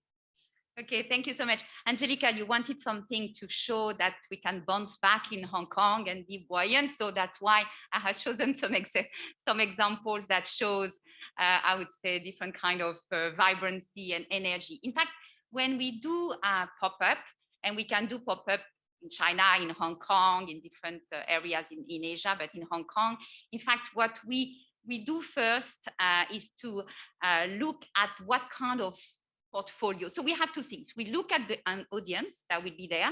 So what kind of audience and how can we touch them? How can we engage with them? Like Arnaud was saying, it's quite important to create this connection. And so after that, we select different kind of brands. So we curate also with the brand what will be the product they will have in Hong Kong. If they want to test Hong Kong, or if they are already in Hong Kong but want to create an experience with the consumer, which is a bit different. So in that case, we curate, we also decide together with them what kind of range of price, for example, depending on the audience and depending on where we are. So from that, we can create themes or, stories. And we try like a book in a way, we try also to create in a small space, in a small time, we can to create a story around different kind of brands together.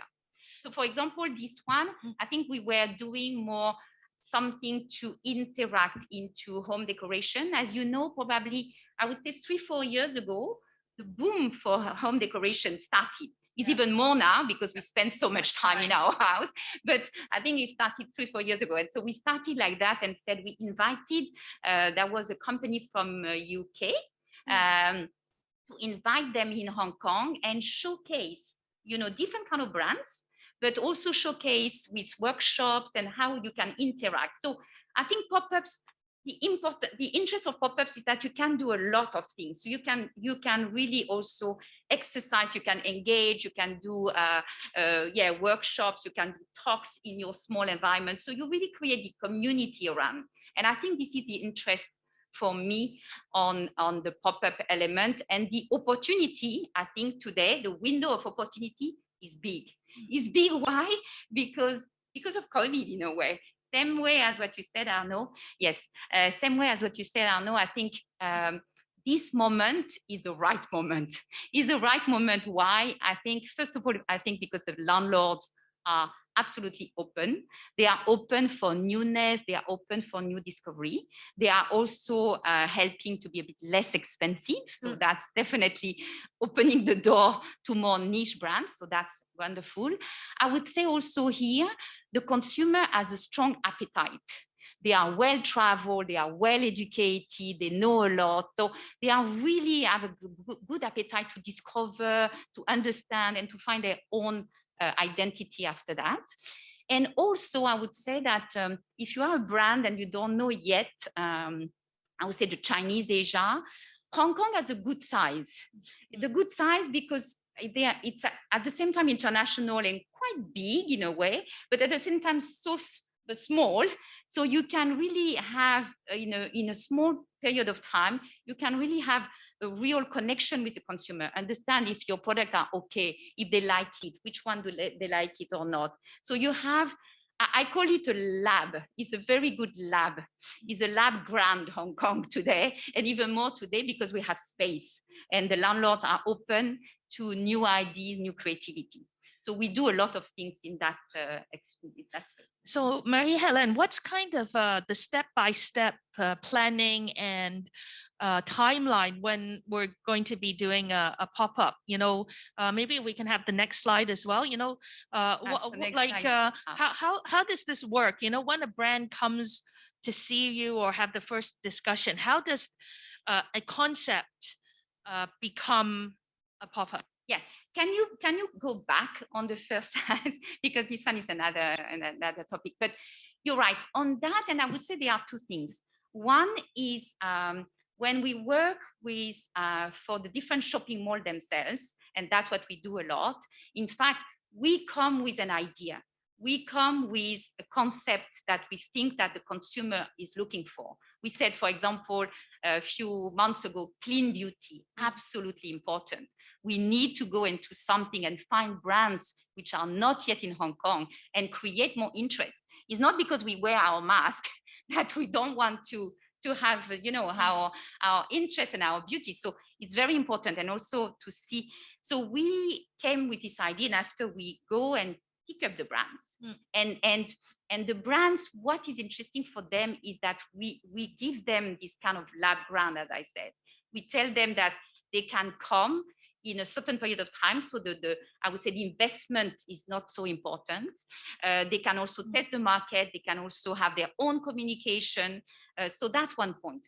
But the second point, I think we are so keen on thinking that this is the right moment for Hong Kong to do that we decided with Arnaud, in fact, to create what I would call a framework, a complete framework for pop-ups. So in fact, that we can take, both of us, we can take from, I would say, the logistic, the staffing, the warehousing, also really creating the level of curation, the communication, to have a kind of 360-degree of proposition where they can really come and test the market, or they are already here, but they want really to experiment with the consumer better. And as what you said, Arnaud, I think today is a very good and important moment where you have this digital but also experience. And a lot of brands we are talking to, for example, I was talking to a brand 2 days ago in New York. They were super interested. They are already in Hong Kong, but they said, we are very interested by your offer because in fact, this is a way we want to interact with consumer. We want to promote different kind of products. So I think that's really what we can offer in a way. So does it mean like for brands who can't yet travel to Hong Kong, they can still operate a pop-up through different service providers such as yourself to test the market? So when the travel ban is lifted, they'll be ready for business straight away. Would that be Absolutely. Absolutely. And this is on two sides. This is for them to test the market and to know, but it is also for the different landlords, I would say, which are so important in Hong Kong, to also have already some feedback and and they see the result. So when they knock at the door after the landlord, it's much more easy, it's much easier to do that. So that's what I think is, yes, change of mind. Yeah. Okay. Okay. Yes. I've got new batteries now on my microphone. Okay. So, and then we're going to see a few slides on incorporating art and culture into the retail experience or in the mall experience. Yeah. Why I think that art and design, in fact, are so important today in retail. It's not new. Huh? We've seen so many brands already using, I would say, art and artists to work with them. And I would say mainly the luxury brands are working with them. But I think beyond the shop window where you have a lot of things like that, or just having one artist doing one collection. I think on that, what I feel is important today is that for me, the retail is a way to be in relationship with people, is the way to create a relationship in between a brand and a person. And this is the moment where this relationship is questioned by the consumer because they think that they want authenticity, they want story, they want to be, in fact, to have something more imaginative. They want really something different. So as we question this relationship, I feel if we take art or artist in a way, this is about imagination, this is about creativity, of course, and this is about a kind of human-centric approach. So working with artists or designer to sometimes rebrand or to really create some other engagement, but true engagement, I feel this is the right moment. And when we did, it worked so well. You have different kind of, so this is an artist from Holland, which came here to create some engagement, not only for kids, but really for grown-ups, and see how they can bound differently with the customer. We had some other examples where we've been working with artists to create another brand, also branding to the location where we are. And of course, we can also create a lot of different engagement with VIPs and thinking differently about not only visual merchandising, but thinking differently about how you curate, how you give to people to see. Okay, I think that's the last slide. So, I think we have a few minutes left that we can have a discussion on, back together with Arnaud. I don't want to ignore him too long. So, okay. So I have another question on, now during COVID, we have a lot of brands who are worried about their budget, both either opening in a store or doing a pop-up. What is the best way to use limited budgets now? So maybe, Arnaud, if you could have some sharing on that. I think limited budget push your creativity, and you cannot use the same recipe you used before, I think before, when a brand has a lot of budget, they say, it's like a map. I'm going to put store here, here, here, here, here, and cover the world, and then I'm going to grow. But this is a very risky strategy now. And then it pushes us to really try to have solutions, that are not so heavy, but still allow us to have the direct contact with the customer.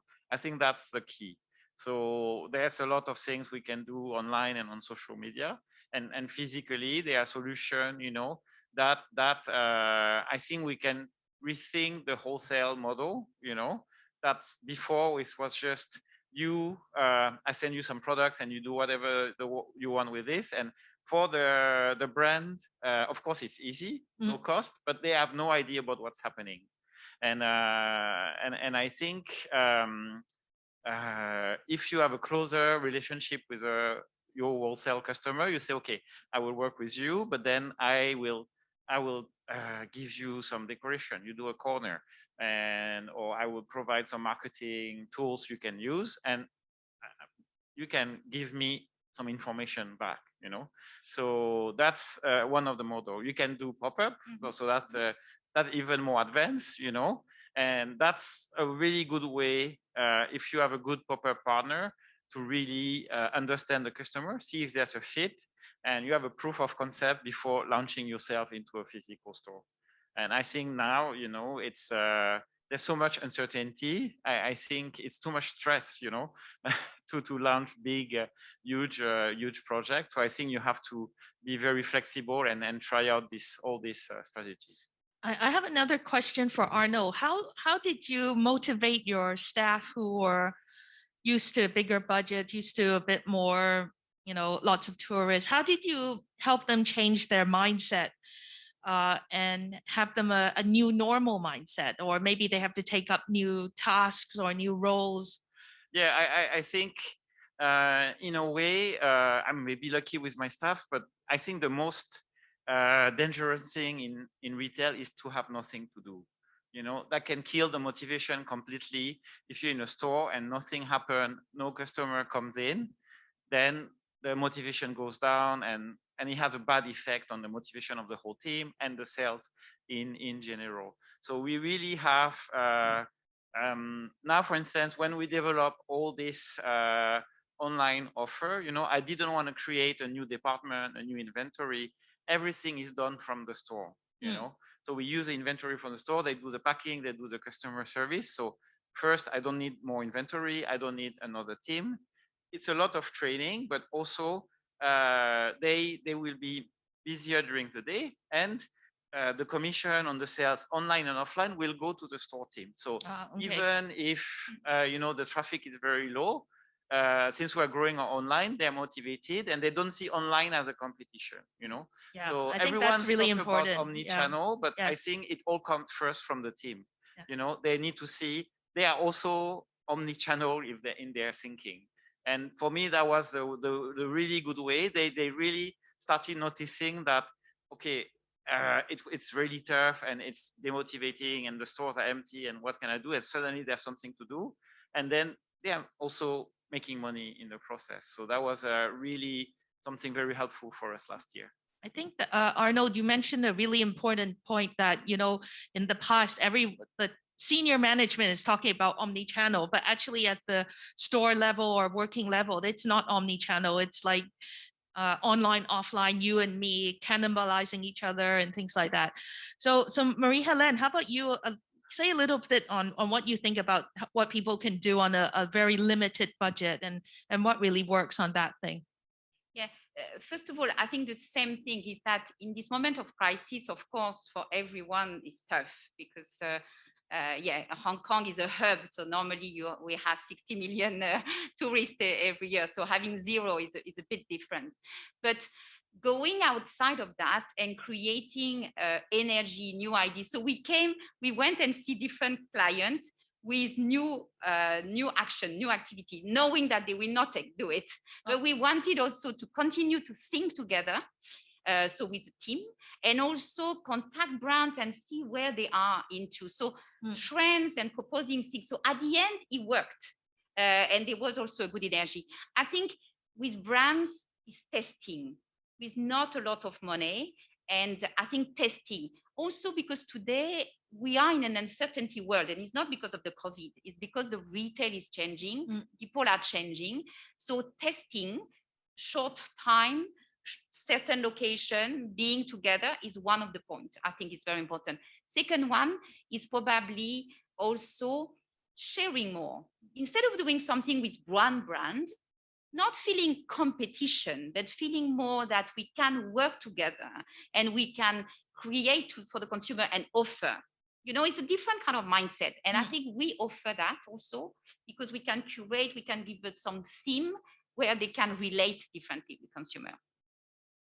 And I think also on the marketing side, we can really, it's good to have this kind of big event that I think maybe doing the same thing for 30 years without changing is more dangerous than experiencing COVID and like waking up and like, okay, I have to do something else, you know. Even us, we were doing a lot of marketing by doing parties and events. Of course, I mean, I love drinking champagne and talking to my friends, but it's good for a certain group of people, more extroverts. Some of our customers, they don't like, you know, they don't like the group. And then we started to notice, you know, I was noticing there's all this masterclass and people actually want to learn. I think if they're not forced to learn and they want to learn by themselves, they really enjoy. And we started doing this kind of small workshop with some learning, and the response was much better. And I feel the engagement, you know, of someone going to the store and talking and learning something and then discovering the product or the environment in another way is much better than someone having a glass of champagne and, you know, staying there for 1 hour and then it's more forgettable. So I feel it give us a big kick, you know, and push us to be a bit smarter and more creative. It's probably also a way for Hong Kong itself to reinvent, to re-engineer a little bit Hong Kong, because Hong Kong for me has always been like synonymous of retail excellence. So retail was probably one of the main drivers for consumer to come and visitors to come. I think today retail will stay, but with more discovery element, and maybe some other elements will add. As you see, art is definitely there. Wellness is also definitely there. That could really create. Also, maybe as what you were, nature and surroundings. So all of that will be probably more providing a better vision of Hong Kong, all the facets of Hong Kong also. Yeah, I think that that covered one of an important aspect that, you know, never waste a crisis. You know, a lot of times when we have this, we have to look for the opportunity, look for the silver lining. How can we do things differently? I mean, even as at Invest Hong Kong, you know, we've suddenly become a webinar factory. You know, we have lots and lots and lots of webinars on site. So for the noting the time element, I want to have a last sentence from both of you. I'm going to ask Arno first. So Marie-Hélène again has the last word on this. So a little bit about forecast for post-COVID life in Hong Kong. So if you could just summarize for our audience something they should be planning about, thinking about when COVID is over one day. What should they be looking forward to? I think we've been so stressed and focusing only on protection and you know, health and care. I mean, people will still focus on that, but I can feel already a strong appetite for fun, you know, and people are ready for that. And I think people that are staying in this mode of only fear and really always stressed by things will miss the boat, you know. People are ready to really have something fun, you know. And when people say, you work in your fashion store and people must buy a lot of sweatpants because they want to be comfortable. And no, it's not true, because no one looks good in sweatpants, more or less, you know, and people still want to look good. And people still want to, you know, seduce people, meet people, like get a good job and improve their life. So I think it's we need to already switch our mindset to bring back the fun in retail and in product and in our interaction. And that's what we have to think of already. Okay, thanks, Arno. Marie-Hélène? Yes. Okay, not easy, but I feel for me, I've been here 16 years. And so the trademark of Hong Kong has always been energy and style. And I think that will stay. So coming back after COVID, energy, so a lot of newness, a lot of discovery will be there. Probably less established brands, but a lot of mosaic. So that's what I feel will be different. And style, as what we say, maybe more, I would say a bit more casual, but casual chic for sure. This is Hong Kong for me. Okay, so I'd like to thank the audience for tuning in now. And we have Marie-Hélène, director at Tribe 22, and Arno, founder of Kapok, with us here today. So that's the end of this Fireside Chat. And we look forward to seeing you at another event. But now let me give the time back to KC. Okay, thank you very much, Angelica, Arno, and Marie-Hélène. Some very, very interesting and fun points you pointed out. I love the positivity and the fun message from Arno. I think that's something really, really are looking forward to. And the energy and discovery and mosaic Marie-Hélène pointed out, I think that's also something really, really upbeat. Next is the last of our 3 fireside chats. It's titled, Does Food Tech Only Mean Plant-Based? What are consumers looking for now? This session will be moderated by my colleague Cindy Wong, who heads our tourism and hospitality team. May I invite Cindy to introduce our speakers? Good afternoon, everyone. Thank you for joining us for this fireside chat. We are very happy today to have Tommy and Michelle join us, and we will talk about, does food tech only mean plant-based, and what are consumers looking for nowadays? So a little bit of background of Tommy. Tommy Leung is the founder and also an entrepreneur, a food developer, and founder of Bako, a food tech startup building a fermentation chamber, and Gafel, a meal delivery business for 50 professionals in Hong Kong. Tommy also has been awarded a number of prizes and honors for development of foods internationally. For Michelle Lau is a registered dietitian, nutritionist, nutrition educator, media personality, and a founder of Nutrilicious, a B2B nutrition consultancy and communications company that aspires to inspire millions across Asia to eat their way to healthier and happier lives. Michelle and her team passionately motivate all audiences, from chefs and corporate employees to university students, consumers, to eat whole and train smart and live full. So welcome, Tommy and Michelle, to join us. First of all, what do you think, in your opinion, is food tech, Tommy? For us, I think it's kind of using technology to improve or advance or you know, get better results in making new kinds of food. So, you know, like what we do at Hakobako, for example, is to work on fermentation, and it's something that's been done for thousands of years. So it's nothing new, but we're using technology, including like heating and cooling, to kind of make the process better and more efficient, and also, you know, to use like IoT and app connectivity to kind of guide users and, you know, let them to discover like how they can create all these great fermented foods. Okay, so that means for you, food tech is not only means plant-based product or just vegetarian food. It's also about the technology behind. How about you, Michelle? What do you think is food tech in your opinion? Hi, everyone. First of all, apologies for not showing my face due to the Wi-Fi situation at my office, or else I would love to meet you all in person and also show my face online. To me, well, food tech is also similar to what Tommy has just mentioned. It's about improving the growing, the storing, or distribution of our food resources. And on top of my head, I'm thinking about lab growing or self-cultivated protein, food fermentation, like Tommy has just mentioned, 3D food printing, ghost kitchen, IoT, smart kitchen appliances, and a lot more.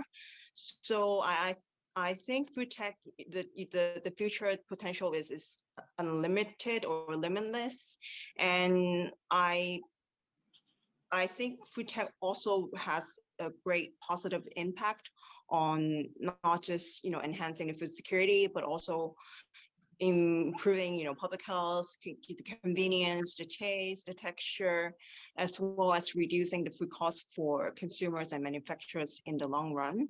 So my guess or prediction is food tech will be the future of the global food production or the industry. And Michelle, how are you involved in the above, the food tech that you are mentioning? Yeah. Sorry, what was the question? How are you involved in the food tech industry? Oh, okay.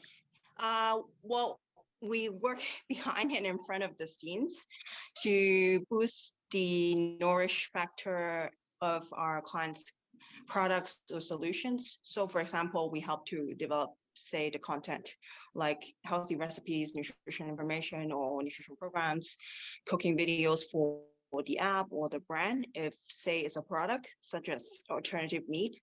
And we also work with our clients' scientific team on advising on product formulations and development that are suitable for their target audiences, because we work with many different brands, product service providers in the industry, so we know what at the end of the day their clients want.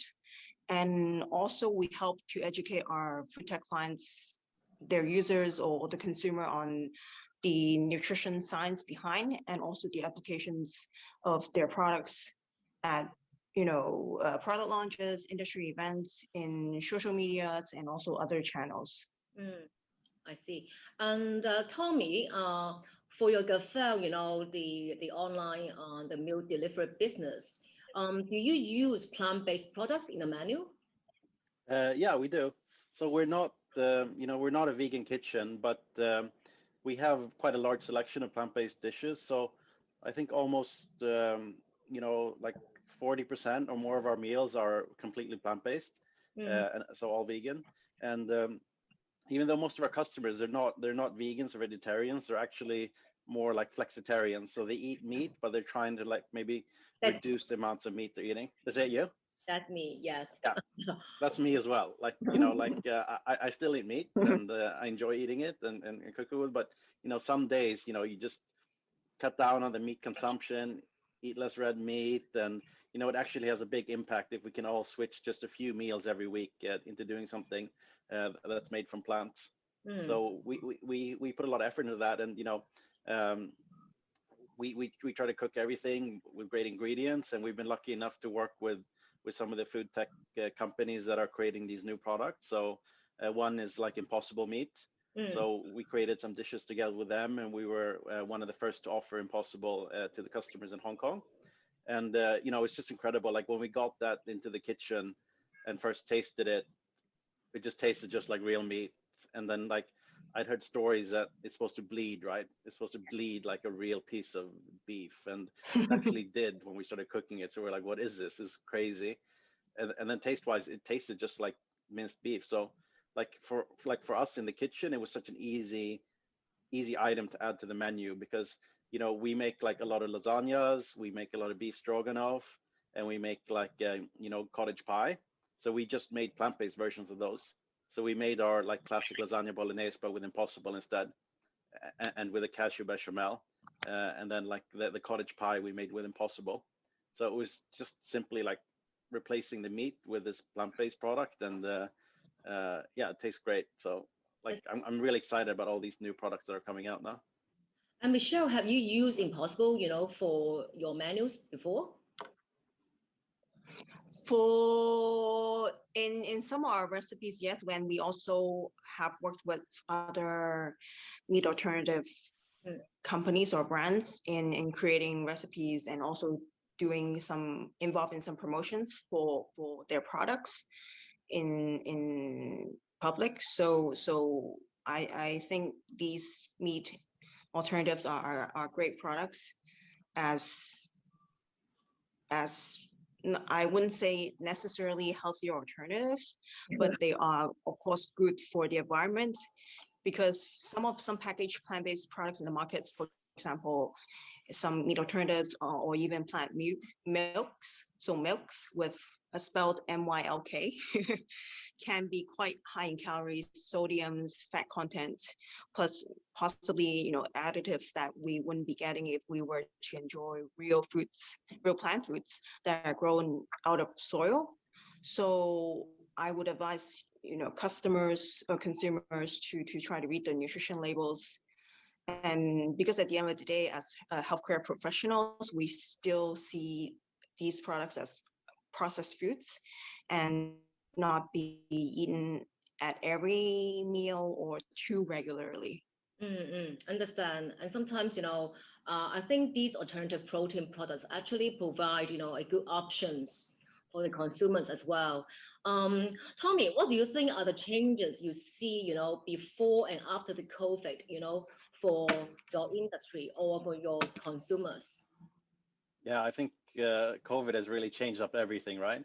Yeah. So in Hong Kong, all the restaurants have been closed. Wow. I'm hoping it's over soon, but now it seems like it's starting up again. So yeah, of course it hit the food industry so hard, like with so many restaurants struggling and cafes and bars, and people are kind of changing the way they eat. They're eating more at home and trying to avoid the crowds, and food deliveries picked up a lot. So also for us at Gaffe, we do frozen meal delivery. So we've had an increase in customers ordering. Trying to stock up food at home, like especially early on in the coronavirus, we had so many people that were just hoarding food because people were trying to buy like toilet paper, and I don't know why, and frozen food. It was just empty everywhere. So in the beginning it was really crazy, but now it's kind of slowed down, and it's still more than it was before. But I think people have gotten used to it, and they figured out like how to eat or maybe cook more at home. So yeah, on that side, it's had quite a huge impact. Yeah. How about Michelle? How about your clients? How are they doing, pre and post COVID? I mean, because our clients are mainly in the F&B, food business, healthcare business, so some of them are, of course, hit hard if they run the brick and mortar type business.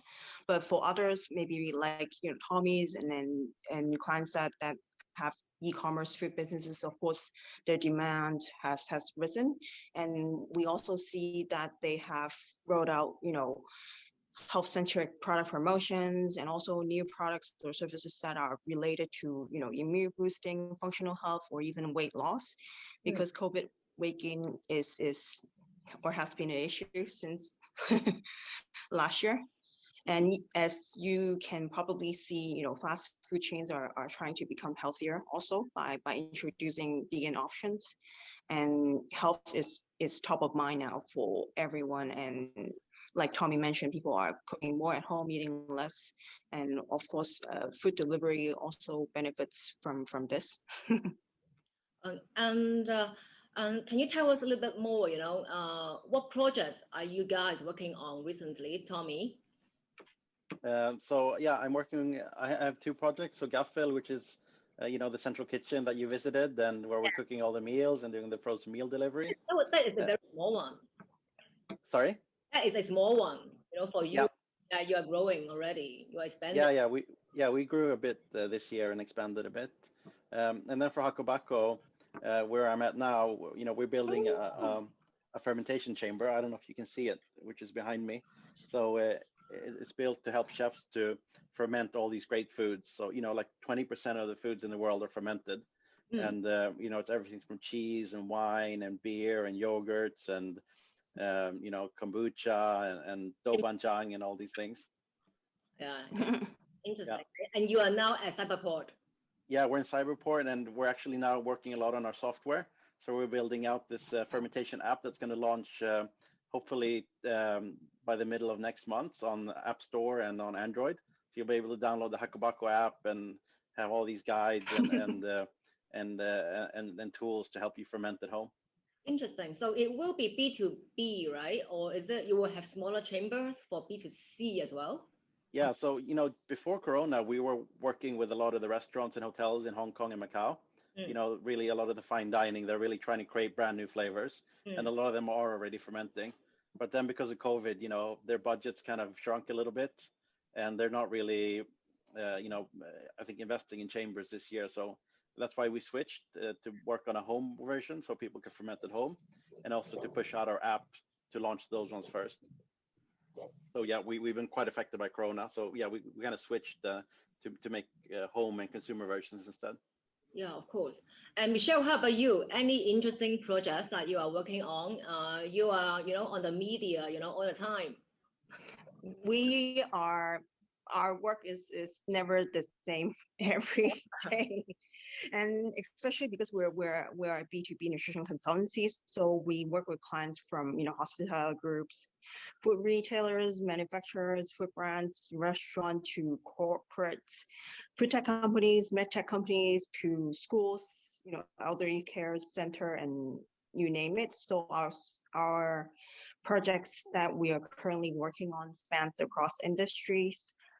We are developing, say, recipes for food tech companies. We're also conducting many online nutrition workshops or webinars, talks for corporates as part of their employee wellness programs. We are producing a series of cooking videos for major food brands, and we're also developing a recipe and formulas, quite a few formulas for a 3D food printing startup. And of course, we are very active in education. So because at the end of the day, we really want to increase the food literacy and nutrition awareness in Hong Kong and across Asia. So we are also producing a series of nutrition education videos for local schools. Pre-COVID, we have a couple of colleagues who go into local schools to run physical education classes, but of course with COVID we have to shift to online mode, just like this session right now. Yeah, just like for COVID, we have to learn to be more health conscious, and also to eat healthier, because we stay indoors so much and we work from home. It's very easy to gain on weight. Very hard to keep fit. Okay, so and at the end of the day, any tips for our audience today, if they want to do more business and to be successful as an entrepreneur like you guys, any more tips for them? Tommy, you first. Yeah, it's I guess it's for people that are looking to get into Hong Kong, right? Yes. Yeah, I mean Hong Kong is it's an amazing place to do business in, and because I grew up in Sweden and working in Hong Kong, you can just focus on the work, and there's so many opportunities here and so much business. But of course, it's very expensive, and there's the other challenges in Hong Kong. But yeah, like when it comes to food, like Hong Kong really is a food city. Like everyone here loves food. People are willing to try new things. They jump on new trends quickly, and there's like really something for everyone here. So. And also, like, I think the food industry in Hong Kong is quite nice because everyone is, instead of being very like competitive, everyone is quite helpful, and there's like a community of people they share ideas with, and there's space enough for everyone. So yeah, I think if you're working in food, Hong Kong is a really great place to be. And also start small is good tips as well, I think. And then it's to know the industry people, and then start small and then grow from there. How about Michelle? Michelle, do you have anything for our audience today? I mean, at the end of the day, every business is different. What works for us might not work for others. But I also agree with Tommy that Hong Kong is a land of opportunity, and we also get a lot of government support. Thank you, Invest Hong Kong. And because Nutralicious, we are a knowledge and mission-driven company. So my tip is to run or build a business that contributes to the society or the world or the communities, while of course solving problems in the industry or maybe even better the world. So this way your clients and their customers will appreciate, and you are, I mean, the business is also bringing value not just to the business but also to the customers or possibly to the industry. And over time business will grow organically and sustainably. And I hope this answers your questions. And of course, run your business with passion and grit. Yes, and also, Michelle, I will, remember to look at the food labeling when I buy the alternative protein next time.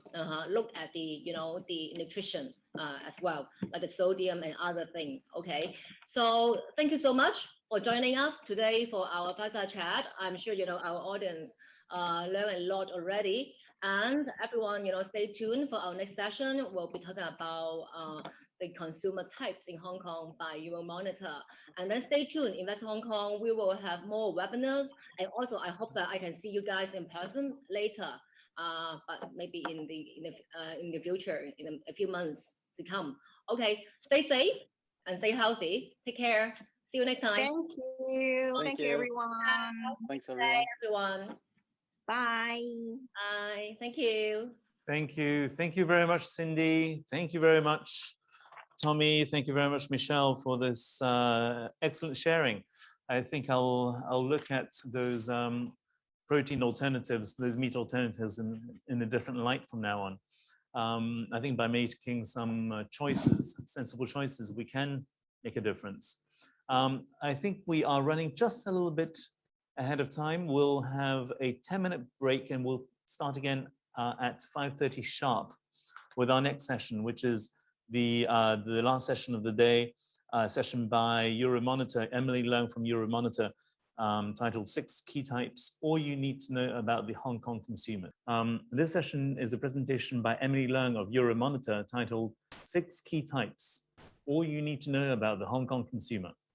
In a fast-changing retail and service landscape, understanding the whims and fancies of your customers is key to survival. Emily is senior researcher and consulting analyst for Euromonitor. Prior to joining Euromonitor, Emily was senior analyst at Nielsen.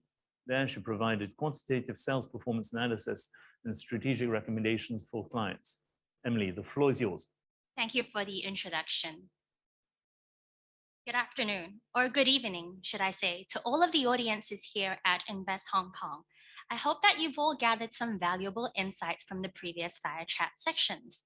As the final speaker of today's creative and lifestyle sector webinar, I'll be sharing about Hong Kong consumer types and their characteristics. But before we dive in, do let me introduce who I am and what I do. As mentioned, I'm the senior analyst in charge of service and payments industry for Euromonitor International here in Hong Kong. We're a market intelligence firm that provides data and insights to help our clients make the most informed strategic business decisions. We currently operate 15 offices globally, and we research over 100 markets in 30 different industries and various types of different economic indicators. Here, you'll see a quick glance on the types of industry we research on. For the purpose of today's presentation, I have pulled from a variety of databases, including our retailing passport system, which gathers data on market sizes, shares, and channel measures, as well as our lifestyle survey, which we conduct annually in over 40 countries, collecting over 40,000 samples and analyses on consumer preferences, spending behaviors, trends, and shopping paths. So here's a quick overview of today's presentation. First, we'll be talking about a snapshot on Hong Kong's current retail industry in 2020. Then, for the next part, we'll be looking at key consumer types in Hong Kong. And to end today's presentation, we will be talking about forecasts and megatrends that shape the future.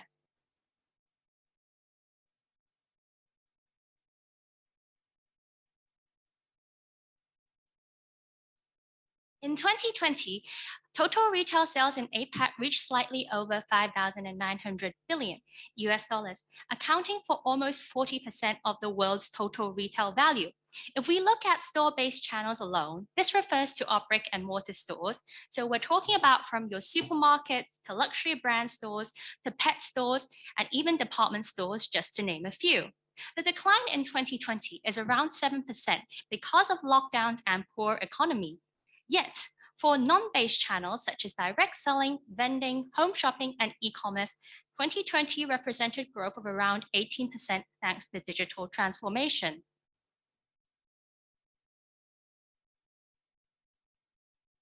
In the largest markets of APAC, China and India, this growth in non-store-based channel managed to offset most of the decline in store-based retailing, bringing a single-digit overall decline. Now, let's dive deeper and look at the situation here in the Hong Kong market. Comparing to other APAC countries, Hong Kong experienced the strongest shock in the region with a 22% decline because of COVID-19. Total retail sales value in 2020 is around 370 billion Hong Kong dollars, with the market returning to the state 10 years ago. Here in 2020, we're looking at a similar level to 2010 and 2011. Not only is Hong Kong's market highly dependent on store retail, in Hong Kong, we have a 86% store-based versus non-store-based rate, whereas for the APAC average, it's only around 78%. But our market also relies highly on tourist spending. As one of Asia's top holiday destinations, for some categories such as fragrances and color cosmetics, tourist sales account for almost 50% of the whole market. In 2020, Hong Kong store-based retailing dropped by 27%, while non-store-based retailing contributed to a 24% increase in Hong Kong's retail environment. If we look at here, we see a breakdown by each of the non-store-based type categories. Grocery retailers are the big winners amidst this pandemic, thanks to local consumption, stay-at-home trend, and stockpiling. Supermarket experienced an 18% increase in sales, with Parking Shop opening 7 stores throughout 2020. On the other hand, if we look at the specialist retailers category, we can see that they have flopped dramatically, especially for apparel and footwear and leisure and personal goods because of loss of tourists and poor economic conditions. For example, we can see that Chow Tai Fook and Luk Fook, they both shut down 10 stores throughout 2020. Luxury department stores such as Lane Crawford and Harvey Nichols also suffered hard this year because of previously mentioned reasons, while Japanese department stores such as Aeon and Yatta managed to save the day by some of their businesses which is generated from their supermarket session. Whereas sales for variety stores and mixed retailers remain quite stable over the year. Now, let's switch to look at non-store-based channels. Direct selling saw less decline than store-based retailers because of brands switching strategies to hold both online health and well-being seminars to maintain their consumer base. For example, Amway is slowly refurbishing its outlets into experience centers with the goal to make online and representatives their main channel of distribution. There is no doubt that COVID-19 has speeded up the rate of digital transformation, with e-commerce transactions rising from 10% to 16% of overall retail within 2020. Along with all types of e-commerce transaction, mobile commerce is the most popular. We are seeing more mature segments move into using their mobiles to shop, especially with the senior-friendly version of Hong Kong TV Mall's shopping app. Currently, 75% of all e-commerce transactions are made via mobile in Hong Kong, as we are slowly catching up to China, where 80% of e-com transactions are made through mobile. This slide provides a snapshot of the ins and outs of Hong Kong's retail landscape in 2020 for both online and offline players. I won't mention brand by brand, but the conclusion here is that Japanese players are having an entry advantage because of Hong Kong locals' love for their culture and perception of high quality products. Success stories include Don Don Donki and Cosme Store, and has welcomed more retailers into Hong Kong in 2020. On the other hand, we have also witnessed some long-standing Western apparel and clothing brands exit the Hong Kong market because of high rents and lack of businesses during the pandemic period. Now, Let's summarize this section with a few key takeaways on Hong Kong's current retail environment.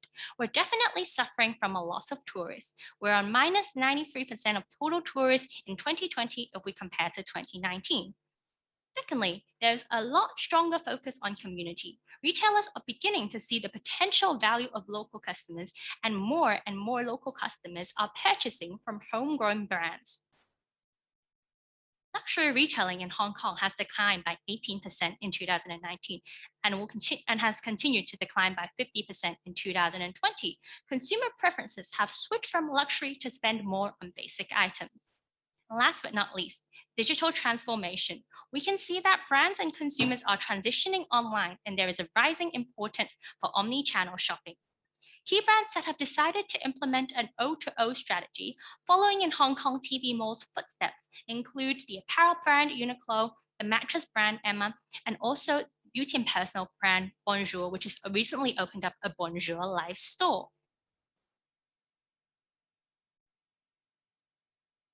We can see that brands and retailers can no longer rely on tourist segment in this pandemic situation and will have to shift focus on local segments. So now it's time to learn about the key consumer types here in Hong Kong.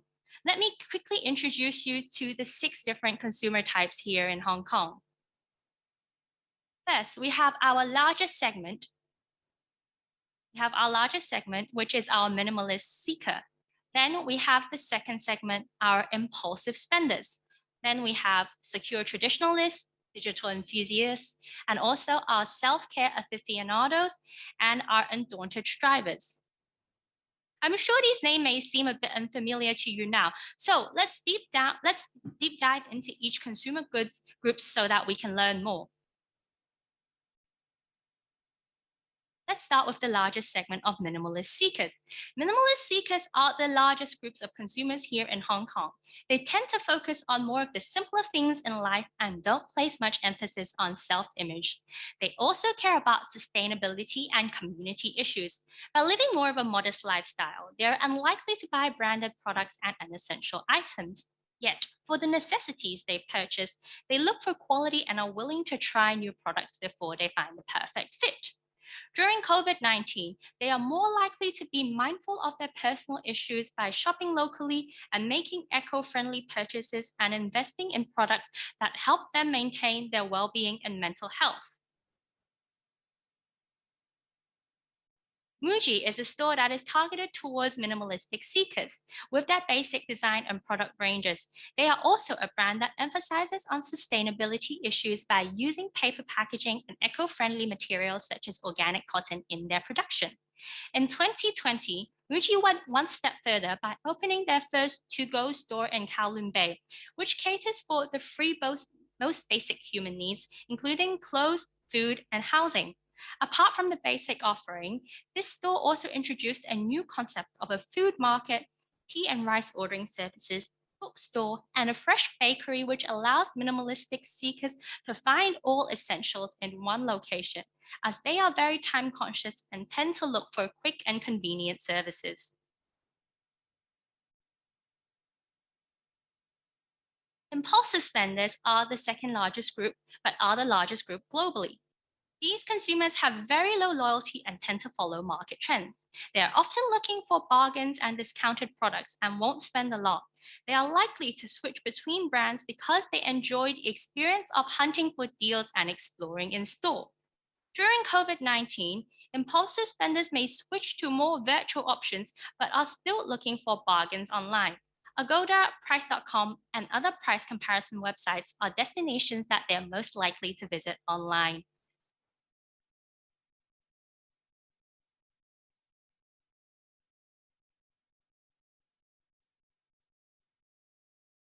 Now, let's move on to the next group of our secure traditionalists.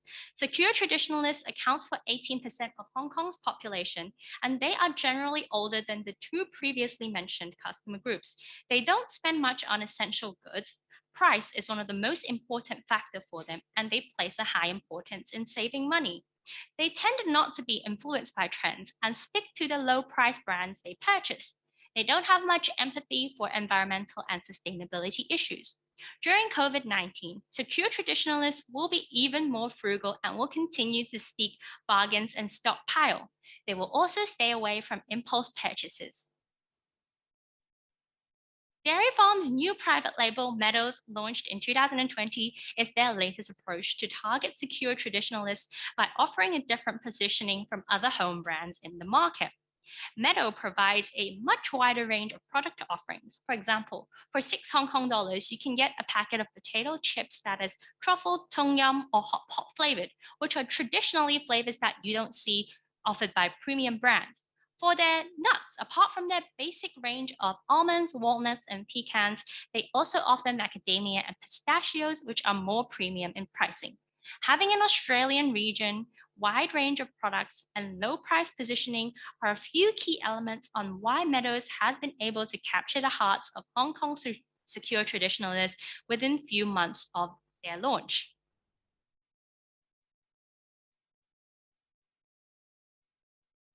Digital enthusiasts accounts for 14% of Hong Kong's consumer. They love all things that are technology related and enjoy virtual experiences. They are price sensitive, but will still invest on items that relate to tech. For this customer type, the pandemic does not do much to them in terms of changing their spending patterns and behaviors. They are already very comfortable with using technologies and tend to participate a lot in virtual experiences. With more players entering the online market, for example, we have brands that have been around for quite a bit, like Swiss, the retailer Mannings, and also the tech company Samsung, but they haven't actually opened up online stores till this year. Having an online store means that frequency of online purchases are likely to increase, and digital enthusiasts may become the trendsetters for the future market. Dairy Farm's YUU program utilizes QR code scanning and cloud capabilities. This app is on Apple, Android store, and is also available as a WeChat mini program. This program connects a wide range of brands, including Welcome, Mannings, 7-Eleven, and KFC, all on one platform. Digital enthusiasts can use the app to collect points and share points with their friends. The app also provides daily customized offers according to the user's personal preference and the places they shop at. The next group we'll be talking about are self-care aficionados. Self-care aficionados represent 14% of the public. They're the type of consumers who places great importance on their personal needs and prioritize their own health and well-being. They often don't care about the environment or other political issues and tend to be older and have more purchasing power and freedom to travel. They have had the most impact from COVID-19 because they love to travel and cannot do so anymore. This forces them to change their travel and shopping preferences to focus on local and domestic activities. K11 Musea, opened in August 2019, is known as the Silicon Valley of culture here in Hong Kong. It is a 10-story high complex that offers retail, art gallery, leisure, and office spaces. As we know, self-care aficionados love to travel and experience culture. The mall offers boutique and exclusive international brands such as Macage, luxury coats from Canada, and also Cotte & Fil, which is accessories and backpacks from France. Moreover, K11 hosts regular weekend markets for small and local companies to hold pop-up stores in the mall, which allows this group of self-care aficionados to enjoy the foreign-like artistic environment while experiencing the support and supporting local homegrown brands.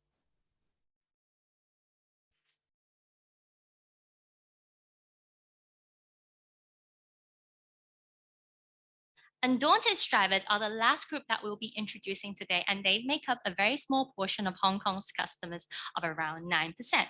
They are highly involved with global issues and are very connected with their status and image. They are willing to spend in order to maintain their status online and offline. They have a very high spending power and are willing to try new products and experience brands across a multitude of channels. They will continue to spend during COVID and will invest on themselves and to place more emphasis on showing off their impulse purchases online. Given the current pandemic situation, it's all about social media status for them.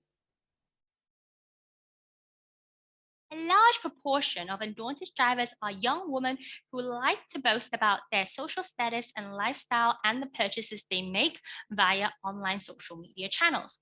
Lululemon, it's a brand that fits their appetite by introducing online sports challenges such as Move and Stay Connect and online communities that train and support each other. Hong Kong's most subscribed YouTuber, Annie Wong, used to work for the brand and has really helped build the brand's image as a chic and trendy status symbol. Consumers are willing to pay a premium for the brand's fitting athletic wear to show off on social media platforms. The brand also places a strong emphasis on digital strategies, but have an educators online program where consultants are allowed to provide video chat functions to help clients pick out the products that is best suited towards their figure and lifestyle.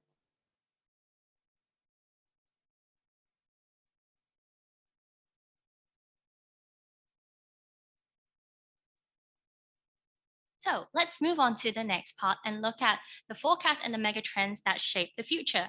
For the next 5 years to come, the market is expected to recover from the impacts of the social unrest and pandemic. Here in Euromonitor, we expect the market to return to 2018 levels, the level before COVID and protests, by 2023. By 2025, Hong Kong retail market will reach a market size of 620 billion Hong Kong dollars. This means that the market will rise by 250 billion in the forecast period, which is a 66% growth from 2020. Store-based channels are expected to make a recovery of around 11% compounded annual growth rate for the next 5 years, while non-store-based channels will continue to blossom at a 12% CAGR. Here, we look at the overall breakdown of categories by store-based retailers.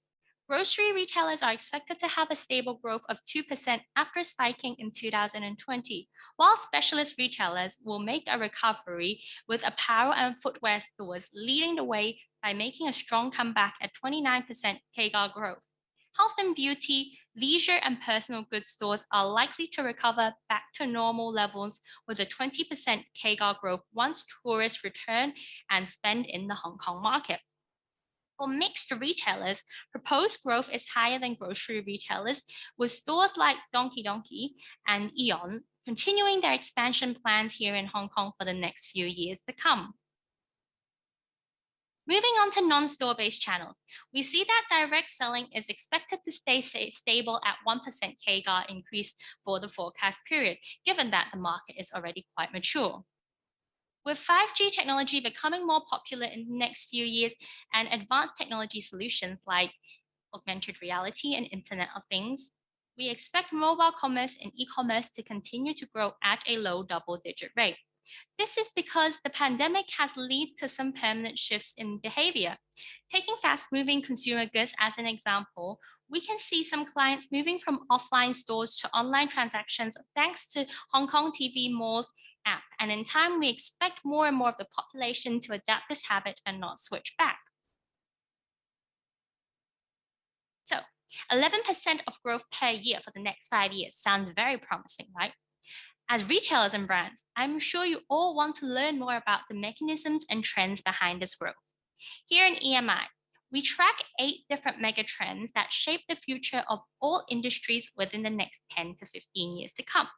For today's presentation, we don't have time to go through each one of them, but I have summarized a few that best applies to the 6 consumer types we have mentioned previously. This includes connected consumers, healthy living, and shopping reinvented. Connected consumers best applies to digital enthusiastic and undaunting strivers who love tech and social media. During the pandemic, habits have changed. New behaviors adopted include online shopping, remote learning, work from home, and streaming entertainment. One of the great examples would be Disney Plus. As the company reels decline from their theme park businesses, they have quickly switched their marketing efforts to their streaming services, Disney Plus, allowing fans to still connect with them and spend on the brand. After only releasing the service for 5 months, it has already acquired 50 million paid subscribers. Before 2020, 45% of the global population still didn't have access to internet. This is quite surprising, right? Even in Hong Kong, not many 50+ adults have shopped online before. COVID acts as a wake-up call for this. And in the US, the giant telecom AT&T provided 60 days of unlimited data for laptops, tablets, in order for students to help them actually get to attend Zoom classes online, even though they don't have a data plan. Healthy living is a trend that catches the attention of self-care aficionados and minimalist seekers. With COVID-19, consumers are taking greater ownership of their health in the long term. With technology and digital activation as key enablers, UK health-based company Babylon launched COVID-19 Healthcare Assistant in March 2020, an app that provides health information, symptom tracking, and virtual support in the midst of COVID-19. Health is definitely becoming an important part of one's lifestyle. In the past few years, we have seen increasing pivots around emotional balance and mental well-being. US beauty brand Indie Lee's positioning is strong around safety, natural sourcing, and promoting on emotional, physical, and spiritual well-being. Their products range includes features like de-stressing and sleep-enhancing ingredients to target those who are looking to adopt more of a healthy lifestyle on both mental and an emotional balance. Lastly, the reinvention of shopping is the most concerning to those secure traditionalists and impulsive spenders. Retailers are continuing to innovate in order to find fresh ways to engage with consumers and increase footfall. For the Napa Valley Association in California, COVID-19 meant that their tasting rooms had to suspend operations during this time. Yet, they innovated by holding virtual experiential shopping events such as online tasting sessions, educational seminars on wine production, and meet and greet with winemakers, extending their customer base to potentially retarget these new segments after recovery. Across markets, consumers are also expecting payment and fulfillment of orders to become more seamless in future, especially during COVID, where social distancing measure occurs. They have higher expectations and want to spend less time at the checkout. Australian shopping centre brand Westfield launched Westfield Direct Services, which allows customers to order online on their website and collect through one of their 25 malls via a low-contact drive-through.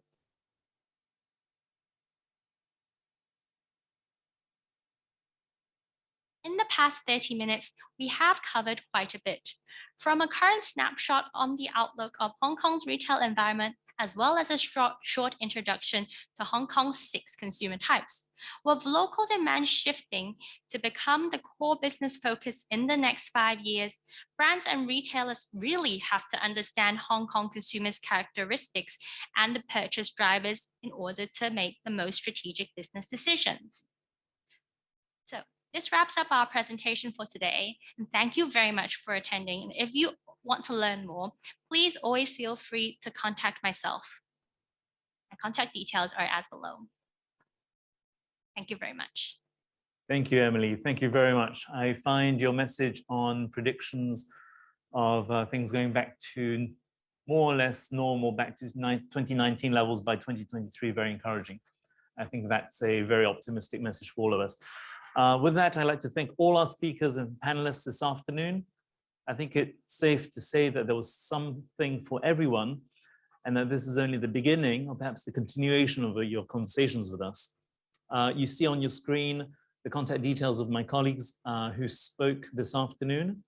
I'll leave them on screen just a little bit longer so you can do a screen cap and retain their emails and phone numbers. Please do get in touch. The sessions this afternoon have been recorded and will be made available in due course. So please do get in touch with us and we'll point you in the locations of where they'll be stored. Please also follow our LinkedIn page for regular news of what we're doing. You can also go to our website, www.investhk.gov.hk and sign up for our e-newsletter.